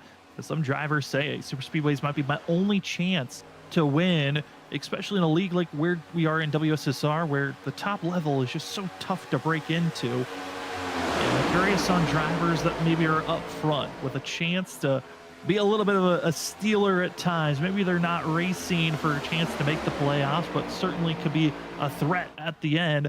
I'm looking at the number 10, Ryan Ferraro. I know he's working with Cody Reed, Ollie Fonseca, and probably first and foremost wants to help those drivers get into victory lane. But that 10, just outside of the top 10, watching this 2-3 wide action as Douglas Newbigging going around trying to make some moves for himself. But if you're the 10, if you're maybe a Joshua Corner, who this is your one chance to get into the playoffs, curious on how much effort you're willing to kind of throw at this finale of the race and what big moves you're willing to make later on. But before we get to that, pit stop's about to be lingering up. 1 driver ahead of the field. That's going to be the 72 of Brad Delp. He has already made his sign of staying on the apron. And we'll hop on board the 10 machine of Ryan Ferraro and get his sense of racing up front. Another driver of note, 73 of Justin Malarkey, who's on the inside. Both of those drivers not really racing for anything, but a win here this evening. Yeah, definitely racing for a win. And these drivers that are in must-win scenarios at this current moment, they have got to be a little frustrated with these guys that are racing, that have already got wins for this season. They're like sitting here saying, hey, this is my chance. Let me have a chance to get into the playoffs. You already have yours. So, but I mean, the good thing about these drivers that are in the playoffs, they're making sure that they can control who they're going to race with in that playoff championship run. So, a lot of great work from everybody as Vincent Soar and John Forbes up front, controlling this race with Nightmare Fuel, but Ryan Ferraro doing everything he can to try and move up through the field, as well as he's following currently Manazzi Major. So great work by all these drivers, and it is just kind of follow the leader in front of you, play it safe, then let's start linking up with everybody with pit stops lingering in about 5 to 10 laps. And linking up and finding your allies is going to be so important here tonight, as 3 teammates around one another. That's going to be Andrew Medlin in 6th. 7th is going to be, now moving up to 6th, is Chris Stitz. And also going to be Ken Campbell, that trio from Storm Motorsports, around one another, trying to find their way to stay as a group and stay together. And Ken Campbell, with a former series that we used to call, as Zach Hall's going to force the issue, got to go 3 wide. He's going to have Chris Stitz going to follow him suit. Same going to be Ken Campbell. They're going to leave John Forbes all on his lonesome, and that's a beautiful get by the one move. All 3 drivers and work in tandem to get by, and those are the moves that are going to make that 3rd lane look interesting later on.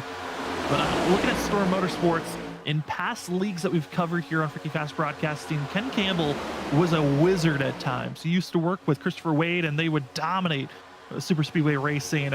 As Zach Hall finds an opening, he'll drop in front of going to be Brian P. Johnson, trying to work with that 28 for a bit, as it looks like the middle of the field going to be dissipating at this time. But when you've got drivers that have found success in previous leagues or found success in super speedway racing, they've got that confidence of, I can work with anyone, and I can find myself in a victory lane, as Zach Hall does not want to stay behind the 73 of going to be Justin Malarkey. He'll bounce and try to move forward, while the 2 of Corner, he lost everyone. That whole entire third lane disappears, and Richard, this could be the sign. Pit road is calling here quickly.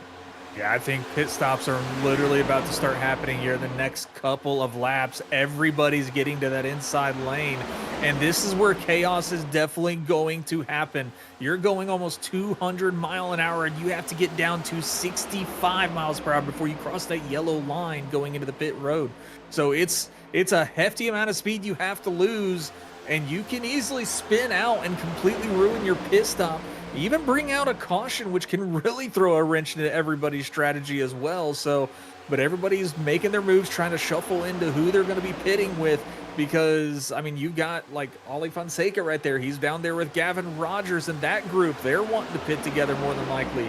So these guys trying to find out what the groups they're going to keep coming down to pit road with, as we're back to being 3 wide racing.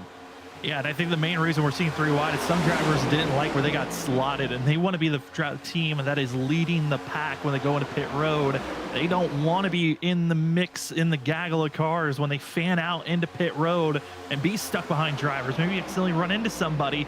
They want to be in complete control up front, and that's what we're seeing these drivers. Big drop off to the middle of the pack. That's be John Forbes, as well as Cedric Hunter, Nick Crawford, GT Rosari, trying to find a way to run this middle groove. But up front, Vincent Sora, Jared Talmadge in complete control currently, as we're seeing a lot of Nightmare Fuel up front. Storm Motorsports up front. Also going to be Snowy Desert Racing, all in complete control. This top 10, I mean, it's just 3 teams that are all trying to make sure they're in line with one another.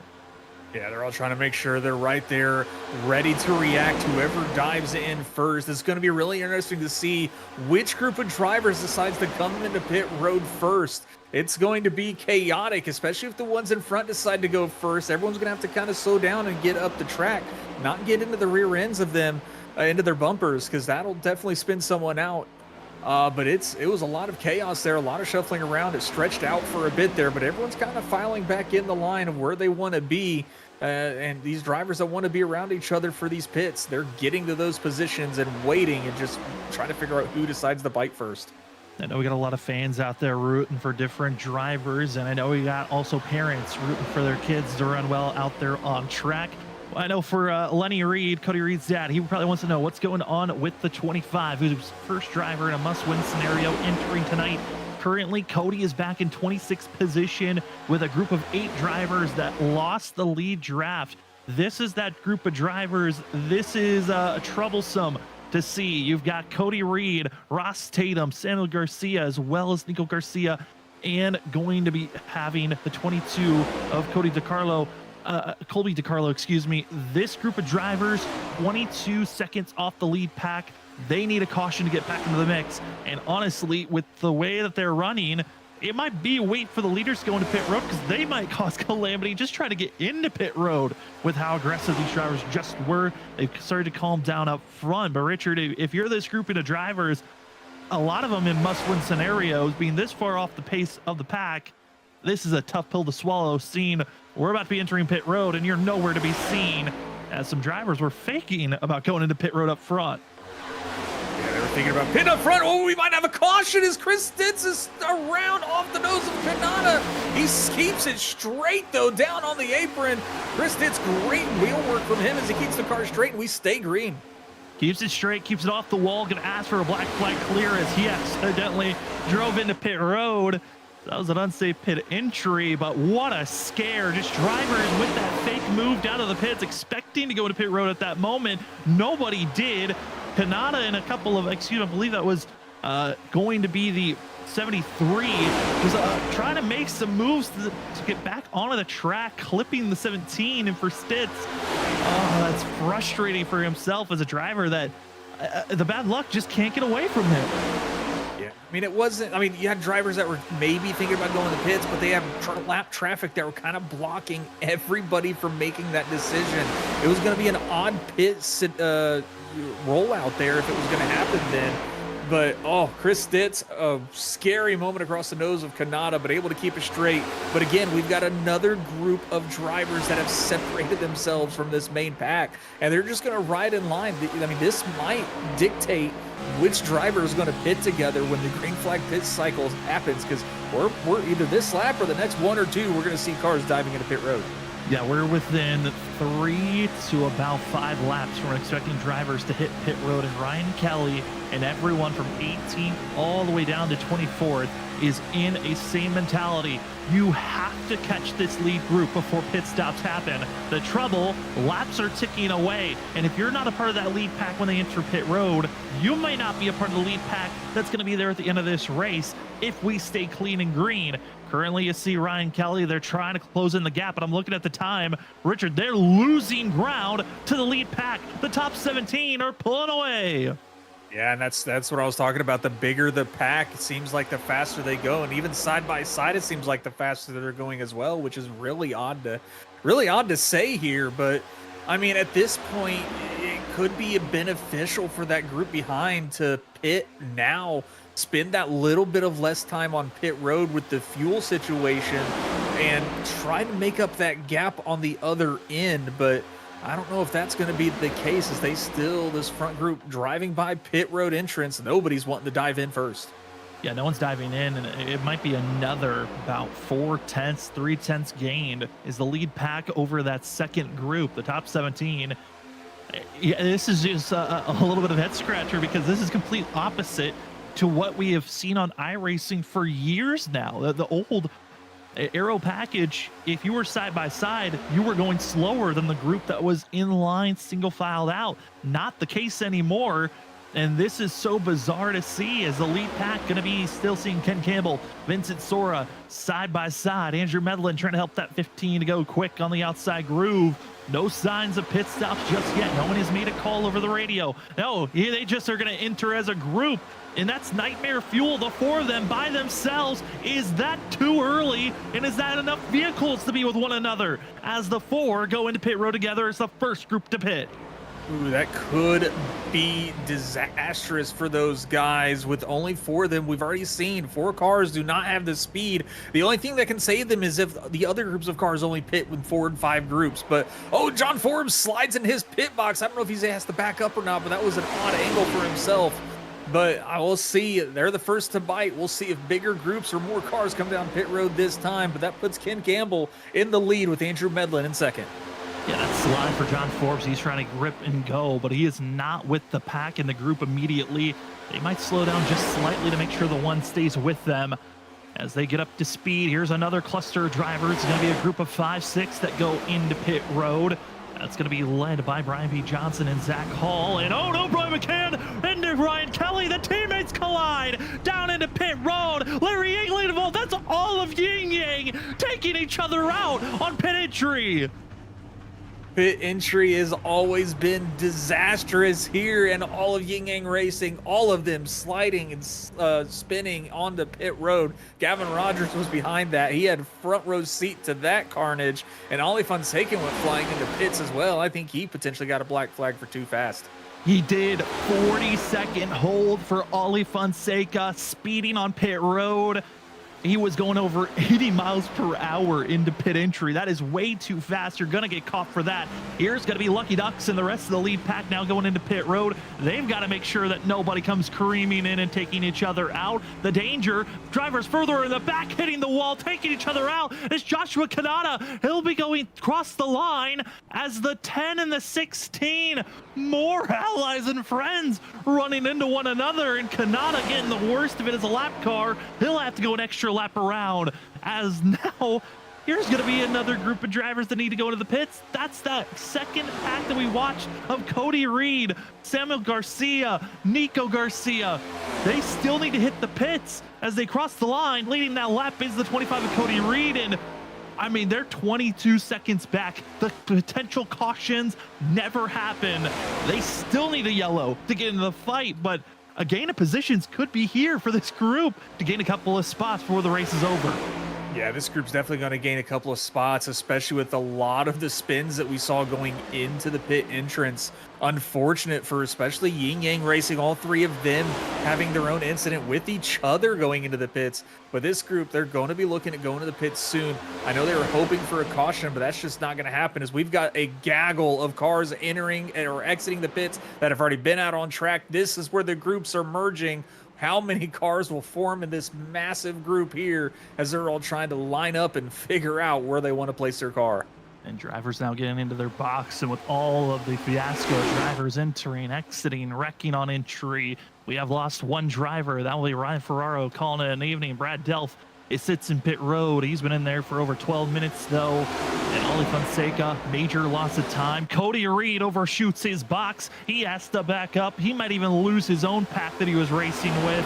But speaking of pack, here's the lead one, as we're seeing drivers right on top of one another. And what once was a group of almost 34 has now cut down to a group of 13. The second pack's trying to close in. That's going to be a handful of drivers of Ryan Kelly, Gavin Rogers, Douglas Newbiggie, and Nick Crawford that are trying to close in on the gap of lead group. They're within a second. They might get a little bit of a lick of the draft to turn this group into 17 drivers that are in this lead pack, but they need to get going here very quickly. And it looks like they are closing in. That draft is pulling those 4 drivers back into the mix. So we'll have 17 drivers in this lead pack here in a few laps. But leading the charge, it's Cedric Hunter, Brian P. Johnson. Richard, it's the 2 drivers at the cutoff line, 16th, 17th in points entering tonight that are 1-2 currently. I was going to mention that Brian P. Johnson, Cedric Hunter, the cut line drivers right now. One will make it, one will go home. Currently leading Cedric Hunter. This will ensure he makes it. But if anybody gets around him with Brian P. Johnson so close to him, it won't guarantee him getting in. That back group of 4 cars have finally caught up with Gavin Rogers, the number 7 of Douglas Newbiggie and crew. They're on the outside in the second lane. They're going to try to make a move to the front. But right now, Cedric Hunter, Brian P. Johnson, they're going to hold steady. Brian P. Johnson's just biding his time. He wants to wait for that last moment to pass. This is not the moment. This is not the time. But we've got a second line forming now as the 73 of Justin Malarkey to the outside to lead that group to the front. Leading the group and trying to make the charge as they continue to stay side by side. That second pack is officially caught up. And for Brian P. Johnson, again, he found himself being able to get 5 bonus points because of the stage and being there at finishing in 5th position.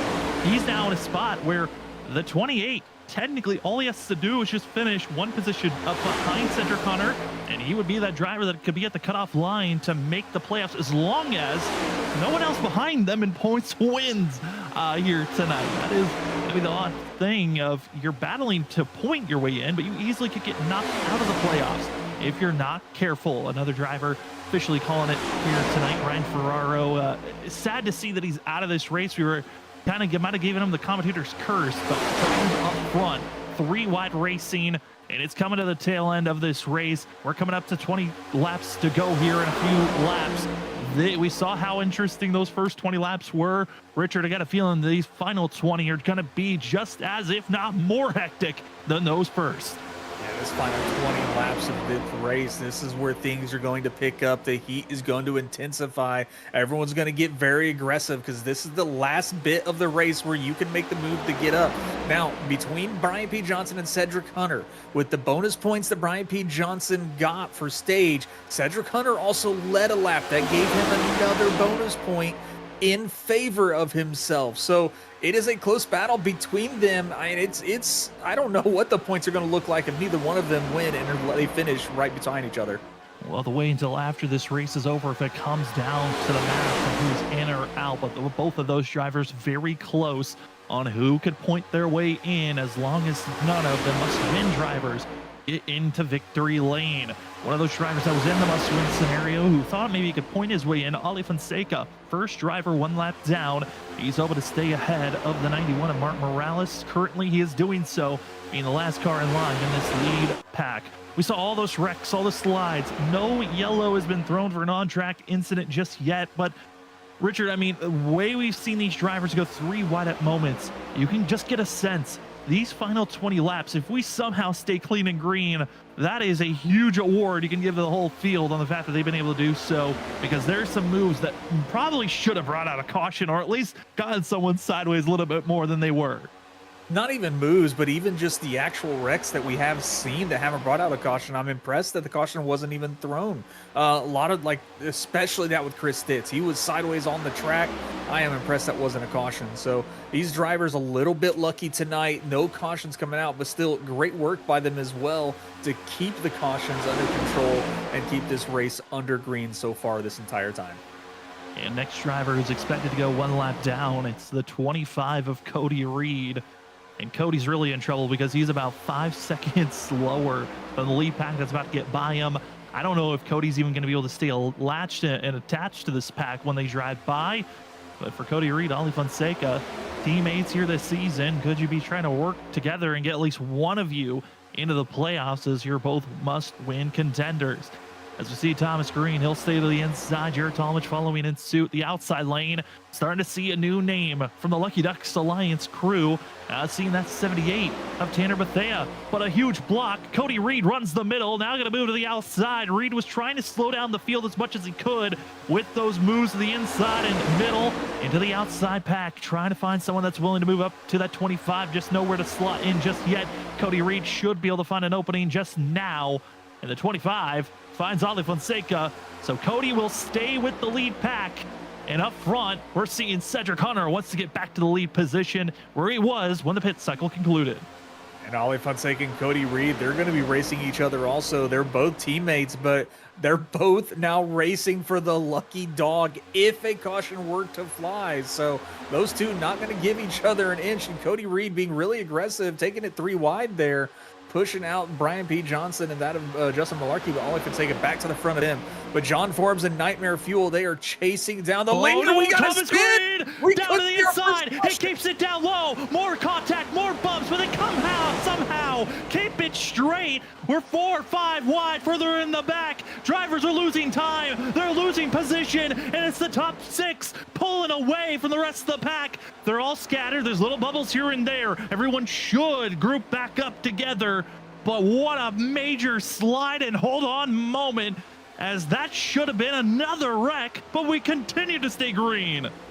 Continue to stay green. Great work from the drivers. I do not know how Thomas Green is able to keep that car straight, but we have got 3 packs in the front here now. These guys should still be able to group back up. There's going to be some massive bumps to get these cars moving forward. So we're going to see some crazy accordion effects in these groups to try to get back up, make these groups big. But that was incredible work from the 31 machine. From one whole pack to now 3 different groups. We're going to be having that lead group. That's going to be Jared Talmadge, Tanner Bethea, Vincent Sora, John Forbes, Nick Crawford, Cedric Hunter, as well as Andrew Medlin. They are being caught currently by Munatsi Major and co. that have just ramped up their speed with being within a second. That draft just pulled them along quickly to get back in the mix. The drivers that are in the 3rd pack now that have lost complete touch to this group: Gavin Rogers, Ken Campbell, Thomas Green, Brian P. Johnson, and as well the lap car of Ollie Fonseca, no longer in the lead pack. Ollie, with all the momentum and pushing around, he lost that lead group. It's Cody Reed that's in the lead pack currently and is in that lucky dog position. Yeah, Cody Reed is in the prime position if the caution were to come out. As long as he's not involved in it, he'll get that lucky dog. And the way that these moves are happening, it is very possible we might see a caution, especially what we saw with Thomas Green. Shocked that we didn't bring out a caution. Guys keeping it straight, but here we go, 2 wide racing again for this top group of drivers.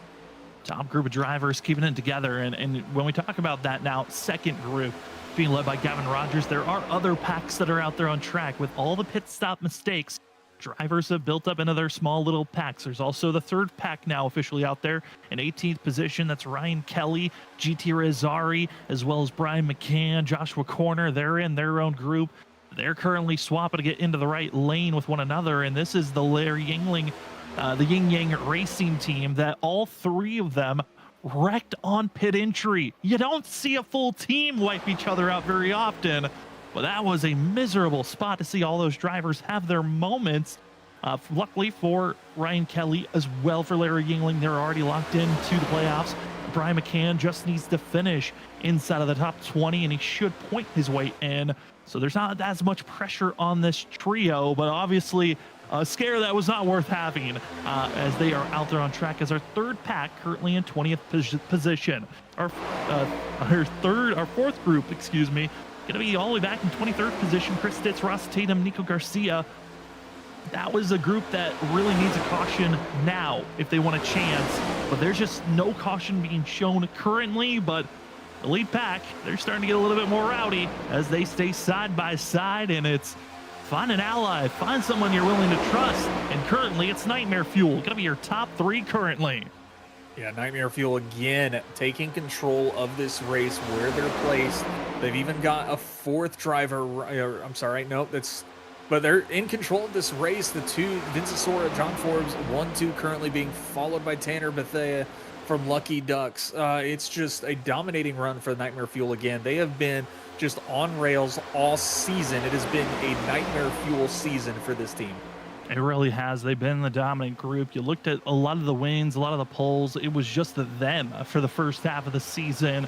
Only 2 races where they didn't do so, but ever since John Forbes' last win that he grabbed for himself, ever since, Las Vegas, back at race number 7, we've been seeing a lot more diversity on drivers getting into victory lane besides just Nightmare Fuel, which kind of helps the playoffs and the fact that it's going to get exciting once we get to that point. With 16 laps to go, John Forbes still wants to be the control vehicle, going back and forth, controlling both lanes, but that first round of the playoffs, it is not going to be an easy one.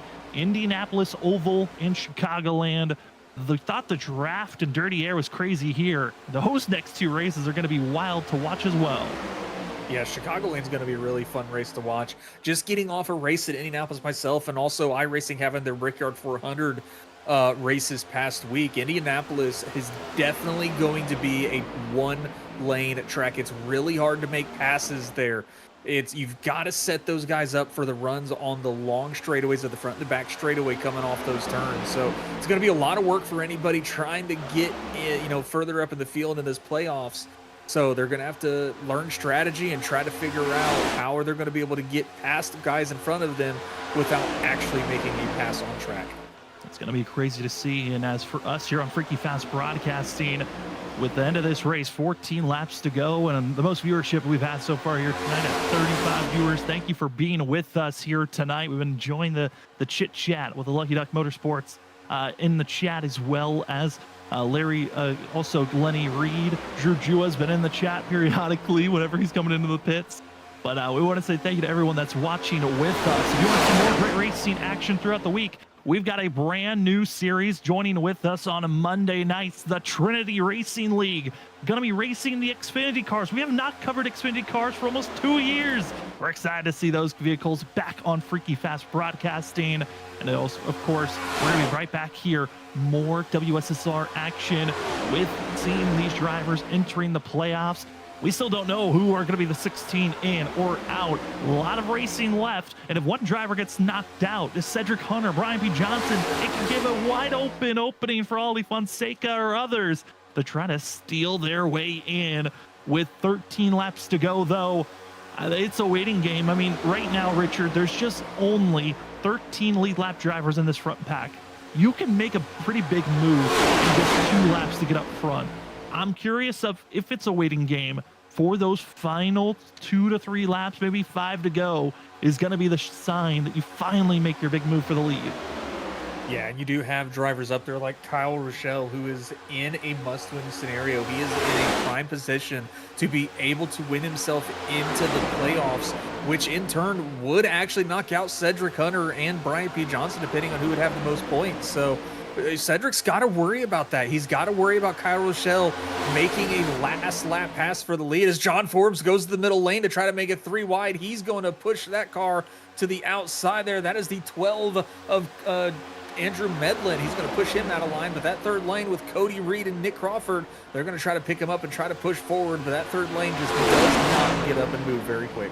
Another driver of note that we really haven't harped on because it's really been a lot of Cedric Hunter, Brian P. Johnson, Chris Stitz enter tonight 15th in points. He was only 6 points to the good. Drew Jua was only 11 points to the good. That's not calculating, all the bonus points have been collected throughout tonight on stage bonus points, leading the most laps. But Chris Stitz having his issues, that now opens the door completely for some drivers. Drew Jua is just on the tail end of this lead pack. If he falls away, this could give another chance for some drivers. There are a lot of positions to be still grabbed if issues pop up with a white flag big wreck. You can find yourself in just one lap being secure to make the playoffs to knocked out in a blink of an eye. Chris Stitz and Drew Jua, they could definitely be knocked out by Brian P. Johnson and Cedric Hunter if they get involved in the incident. Chris Stitz, he is actually potentially in a position where he might not even make the playoffs due to points because of how far back he is with Brian P. Johnson and Cedric Hunter so far up in the field compared to him. But this front group's starting to calm down a little bit. They're driving in single file.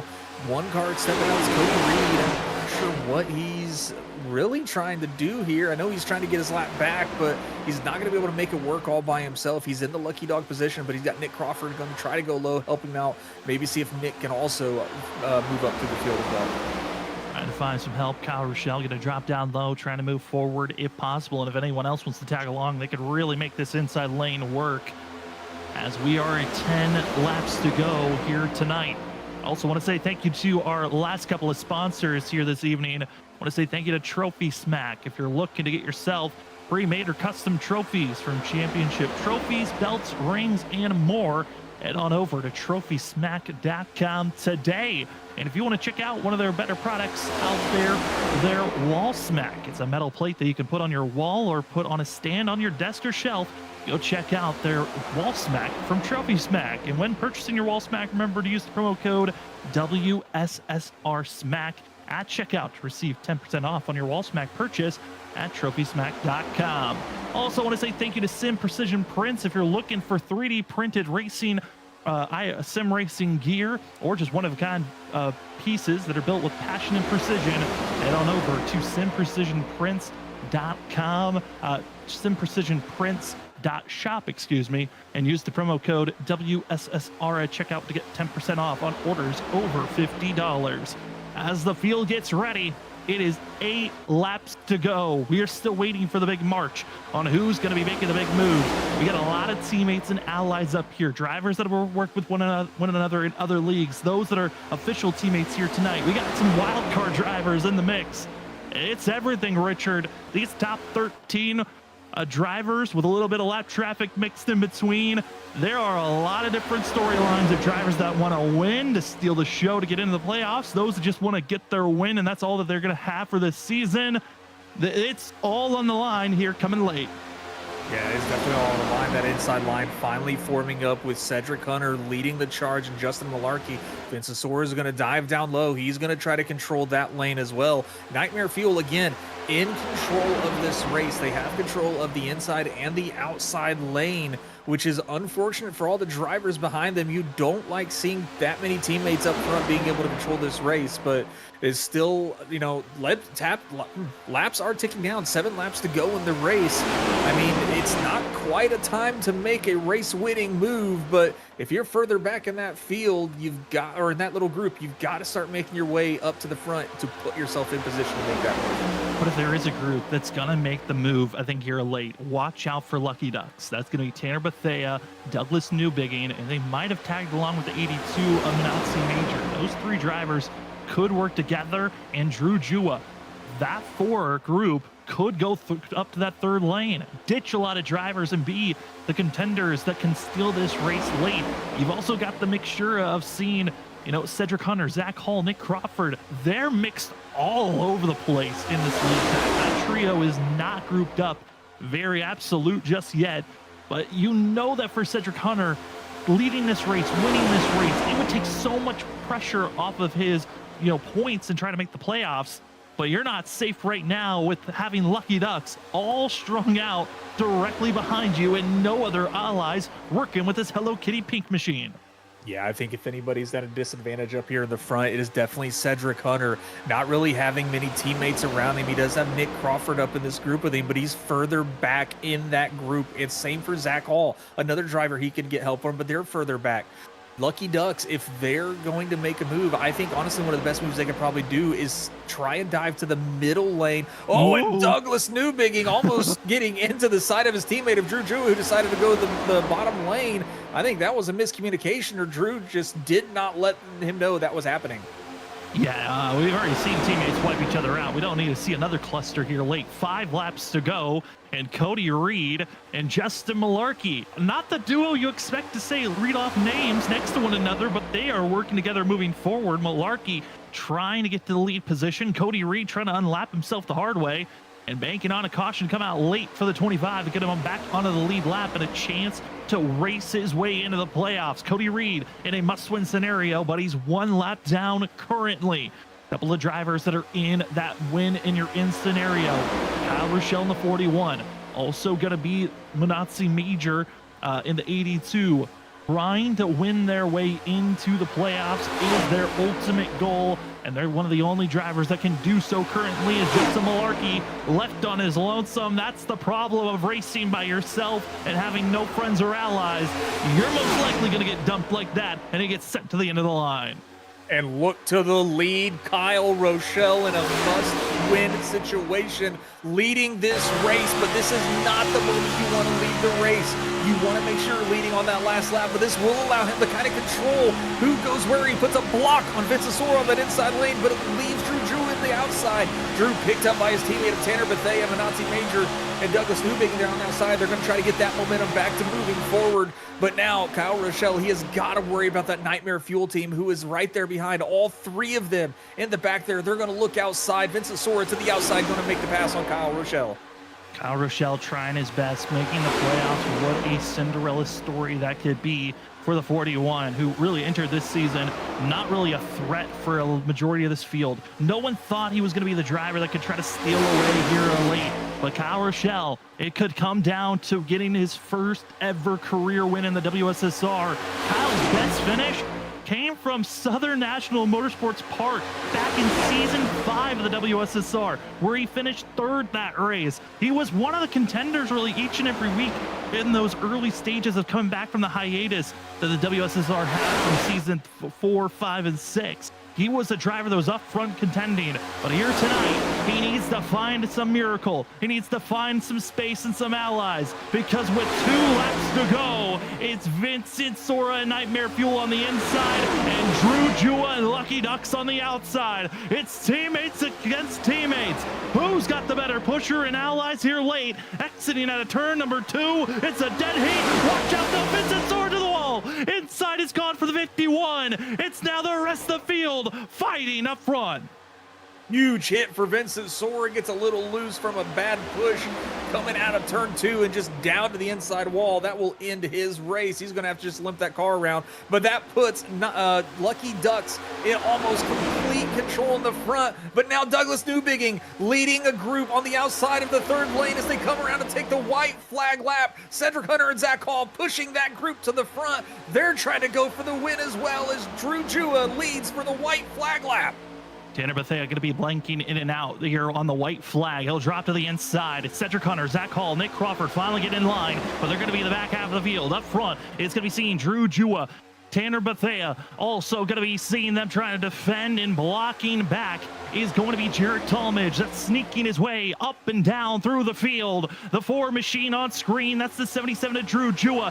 Going to be seen now. Nightmare Fuel to the inside. It's the 27, the 1. Tanner Bethea's been on the back bumper of Drew Jua for so long. What do those temps look like for himself? John Forbes has the better temps to push this 27 to the line. But off the exit of turn number 4, who's going to win it? Drew Jua, Jarrett Talmadge. Talmadge is waiting all season for a win.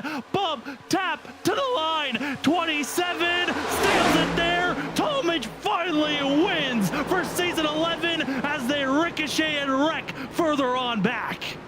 Kyle Rochelle almost had an opportunity there, but Douglas Newbigging decided not to give him the shove. And the 27 of Jarrett Talmadge takes home the win in a finale that you don't want to miss. Phenomenal finish, and a photo finish also to go back and watch. I mean, what a charge. Jarrett Talmadge just came ripping on the inside, doing everything possible.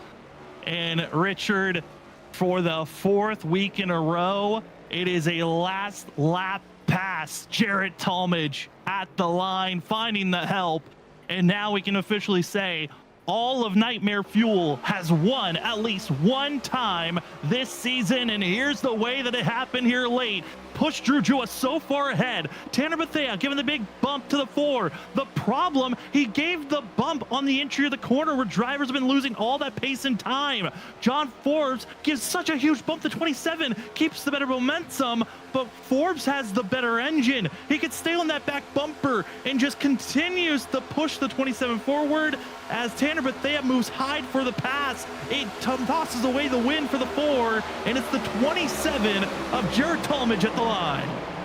Yeah, phenomenal finish coming across the line 5 wide. Cedric Hunter slithering his way through the holes there of that group. He's able to get himself up to the 6th position, and that should comfortably put Cedric Hunter into the playoffs. Also, we'll have to see the points after tonight, but great work by these drivers, and Cedric Hunter overcoming adversity, getting that L2 penalty to start this race. His teammates coming in to help him out to start the race off, and he finishes 6th place.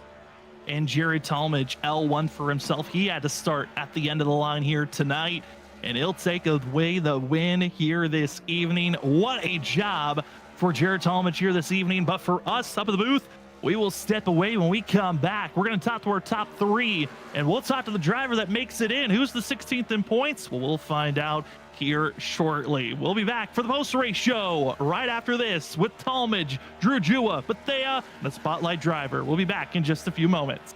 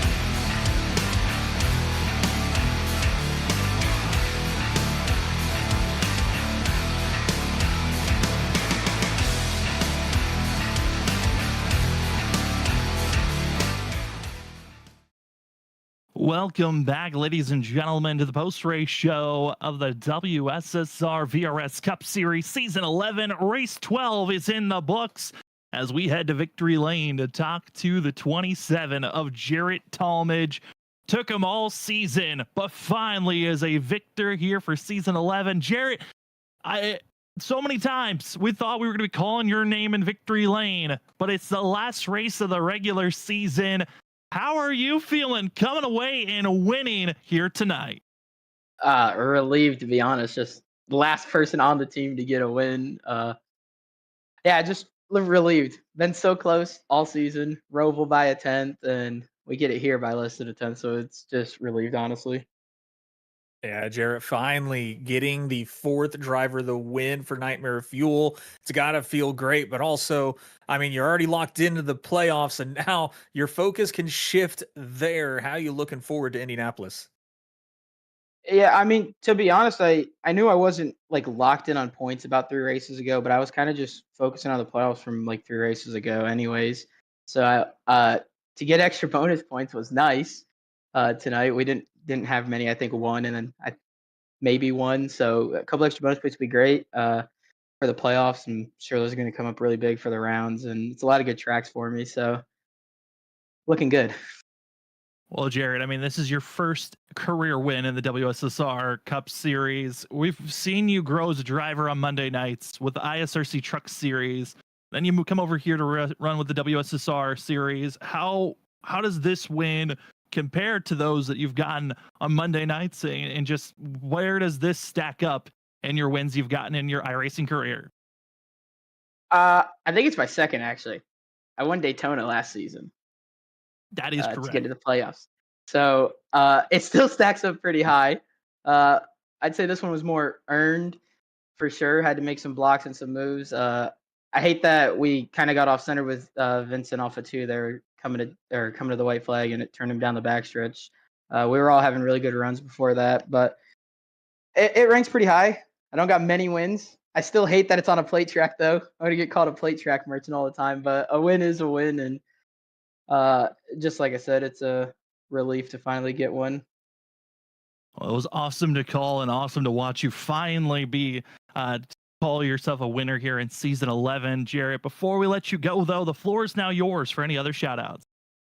Shout out you guys for putting on the broadcast. Everybody who runs the league. Shout out to my teammates, Tom, Vinny, and John. I know Tom and Vinny didn't get the finishes that they deserved tonight, but they helped out a lot all race. Shout out to Justin Forbes, Gridless Graphics, for the paint. Go get you one, nice and cheap and great work.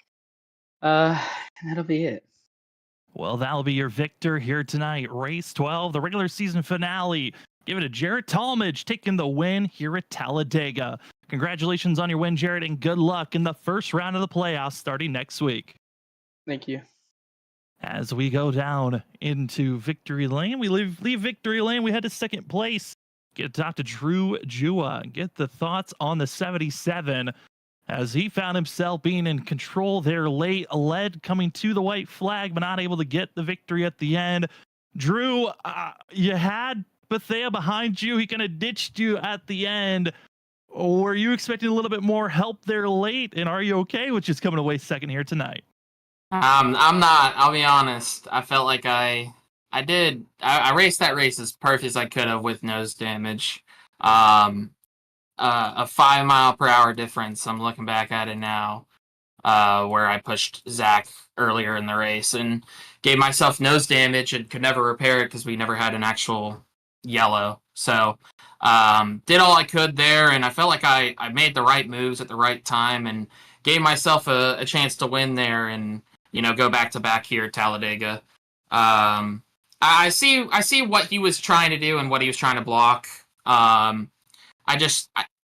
can't help but just wish that he pushed me there. I feel like it would have been a lot closer because I saw that the 73 was pushing John and Jared, but we made the playoffs. We were above the bubble coming in with the races I missed. So happy to make the playoffs. Just I can't lie, it stings. I feel like this was our race to win with how we executed that final couple laps. Yeah, very wild finish, Drew. But yeah, you are still locked into the playoffs with your win earlier in the season. So great work there. We saw tonight the drafting looked way different, which we expected with this new Aero update. How did the car feel in the draft, even being further back in the pack? Yeah, it was tough. I felt like you could only make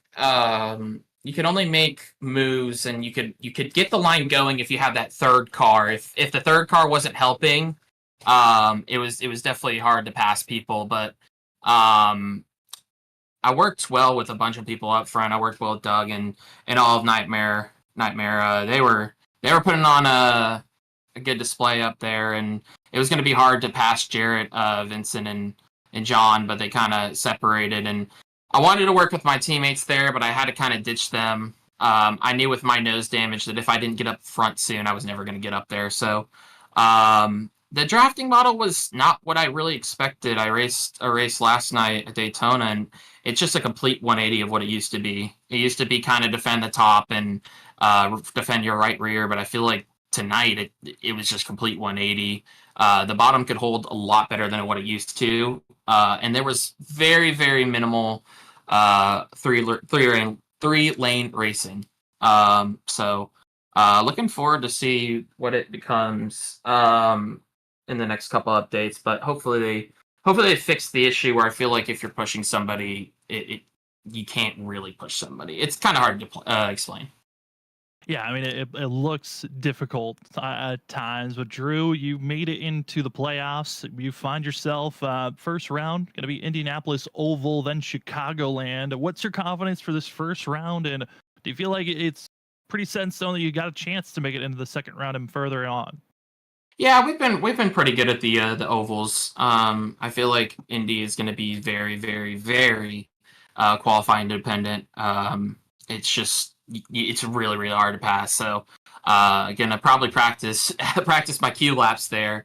And I haven't really raced Chicagoland since last year, so looking to see what it's like with this new tire model. But mile and a halfs and these plate tracks especially are my strong suits. So looking forward to these upcoming rounds and see if we can make our way to the championship. I think it's 4 this year. I think it's 4. It's the championship 4 in that final round. Yeah, so looking forward to that. But yeah, just fun race altogether. I'm a little sour because I didn't win, but you want to finish first, not second. Absolutely. Well, Drew, congratulations on a top 3 finish here tonight. And before we let you go, the floor is now yours for any other shout outs. Yeah, shout out to you guys as always. It's been a minute since I talked to y'all. Got to get back up on the podium sooner. Shout out to Lucky Ducks, Meals for Wheels, and No Kid Hungry, and looking forward to the playoffs next week. Can't wait for it. That will be your second place finisher here tonight in the 77 machine of Drew Jua. Congratulations on your run here, Drew, and good luck in that first round of the playoffs. Thank you, guys. As we move down from second place to third, we bring in a driver who's really struggled so far here this season, but gets his best finish of season 11. We got Tanner Bethea with us, who also will be taking the award of our Whiplash SimCam's biggest mover of the day. Tanner, third place. We saw you trying to work with Drew there late, trying to defend that outside groove. Just wasn't enough. How are you feeling, though? Coming away third here tonight in your best finish of the season. Yeah, I feel pretty good. This is definitely one of the tracks at least finished good at. Yeah, I feel bad for Drew there. I thought the top had a way bigger run coming, and last lap it's kind of every man for himself, right? But I mean overall a great race. Normally this season hasn't went my way in anything I've done, so to come out here and finish third, it's also a fantastic way to finish. Yeah, great run from you, Tanner, and fantastic work moving up through the field, getting that Whiplash SimCam's biggest mover of the race. I mean, you were able to get up there in the front pack with your teammates. I mean, how hard was it getting up through that field to get with your teammates with Lucky Ducks Motorsports to make sure you guys had great finishes tonight? Yeah, it was honestly very difficult. It's like every move we made, we'd end up somewhere different. I'd choose to go to top, then I'll find myself dead last on the bottom, or just everything that we tried just went backwards. It just didn't really make any sense. But we finally made it work there at the end and ended up being right behind each other. So it worked out great. Well, Tanner, I know you've been kind of running a part-time schedule for this season with the playoffs now in front of us. Is your plan to continue racing throughout the playoffs, or are you kind of still picking and choosing which track to show up for? I'd definitely probably be showing up more now. Just try to stay out of the people's way that are in the playoffs. Well, we're excited to see you out there, Tanner. It was a pleasure to see you running up front, almost with a chance to help your teammate get into victory lane. But before we let you go, the floor is now yours for any other shout outs. I'd like to thank Lucky Ducks for making this possible and everything they do and all the support. Just all the teammates there. Also, it's great to race around them and it's very respectful. Just like to thank you guys for the broadcast and the league for putting it together and all the people that race it. Well, thank you for giving us such a great show to call. That will be the 78 of Tanner Bethea coming away third here tonight. Congratulations on that finish, Tanner. And I cannot wait to see you back out there on track. And hopefully we'll be talking to you in the future. All right, man. I appreciate it. Well, that will be Tanner once again coming away third here tonight, and your Whiplash SimCam's biggest mover of the day, up 28 positions. But now we move to points. Who's in, who's out? Well, taking the final spot and our 16 drivers that make it into the playoffs, bouncing out Chris Stitz, slot in BPJ. It is Brian P. Johnson taking that 16th spot. Brian, you're in. When did you know you were in, or was it after the race when you knew you were fully into the playoffs here for season 11? I had a good idea that I was in. But I think I finished like 14th, 15th, something like that. And Stids had finished. He ended up 19th, and I knew I had a much better stage than he did. I finished fourth, so I guess that's 10, 9, 8, 7, 6 or 7 points, and he didn't get any. So I knew at that point I was somewhat even with him. Then I led a lap, and that was good. I thought I saw him lead a lap at one point, but I guess he ended up not leading it. So that was another point on him. So, a little bit ahead of him there, and then position wise, that kind of sealed the deal. So, um, in by 6 points, it's a little too close for my liking, but I'll take it. And now there's very little deficit to the 15 guys ahead of me. So that's nice. Yeah, great job being able to put yourself in to point into the playoffs there, Brian. But next week playoff starts. The points are somewhat reset. I mean, you got a good momentum going in. How do you plan on attacking the playoffs starting at Indy?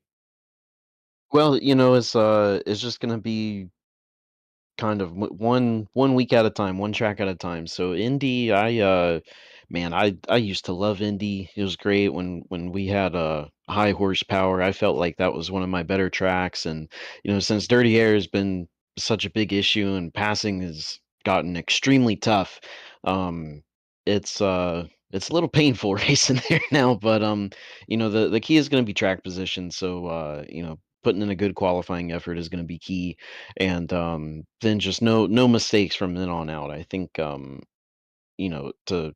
to be able to get through round one with the guys that are in the playoffs.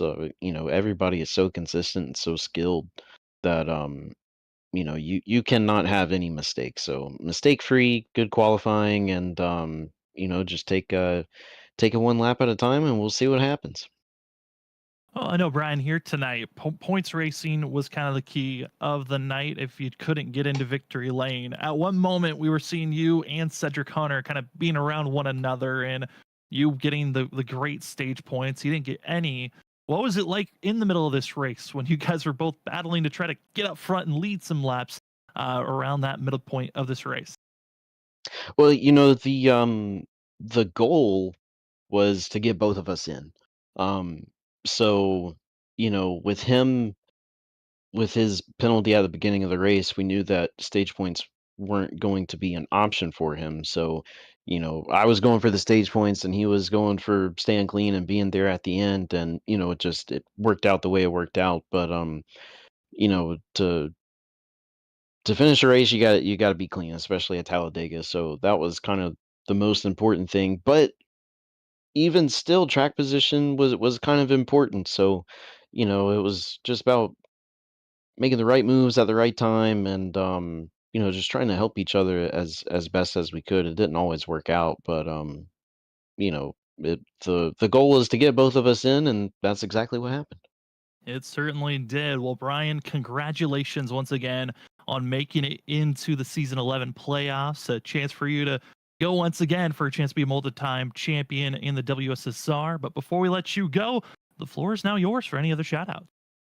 Man, as always, gotta thank you guys for putting on a great show and everybody that tuned in watching it. I know that ending, that finish was pretty good. Um, and just gotta thank my teammates Nick Crawford, Cedric Hunter, and Zachary Hall for helping me out there. Helping each other every week. We work pretty good together. And again, gotta thank my fiance Priscilla for supporting me. Um, she's pretty cool. She's awesome. But that's pretty much it. Well, that will be Brian P. Johnson making it into the playoffs. Going to be your 16th driver of the 16 that are in. Congratulations, Brian, on an amazing season to make it to this point, and we hope for the best of you starting next week at Indy. All right, thank you, sir. As that will finish off our interviews here tonight. What a night of racing! Caution free. The only yellow we had was at the very end of the stage to give us a break at our stage break, where we got to see Gavin Rogers take the stage win. But ultimately, at the line, the very end of this race, it was Jarrett Talmadge by just a mere little bit under 4/100ths of a second to Drew Jua. Tanner Bethea will take third. Fourth goes to John Forbes. Justin Malarkey, a top 5 finish. He'll take fifth for the 73. Cedric Hunter, sixth. Manazzi Major, seventh. Eighth goes to Kyle Rochelle. Zach Hall, ninth. And finishing out the top 10 is the 7 of Douglas Newbigging. And Richard, I mean, you look through the rest of the field, a lot of moments, like we said, a lot here tonight. Could have been cautions, but weren't. And that's what really shuffled this field. Yeah, this field is definitely shuffled. We had some drivers up there in the top 10 that, some of their best runs they've had all season. And, I mean, just some crazy moments. I'm shocked we didn't have any cautions tonight, but great work by the entire field. Thomas Green, one of them, finishing 13th, had a moment himself, got down to the apron, was a little sideways, but was able to get that car back under control, kept going straight, still able to finish 13th. I mean, Nico Garcia back finishing 20th. He was in a must-win situation to try to point in or to try to get into the playoffs as well. So unfortunate run for him, getting caught up in a slower traffic, getting separated with the backs. Cody Reed, whom all three of us picked, finishing back in the 27th position, one lap down as well. So another unfortunate situation for another driver with very good potential tonight.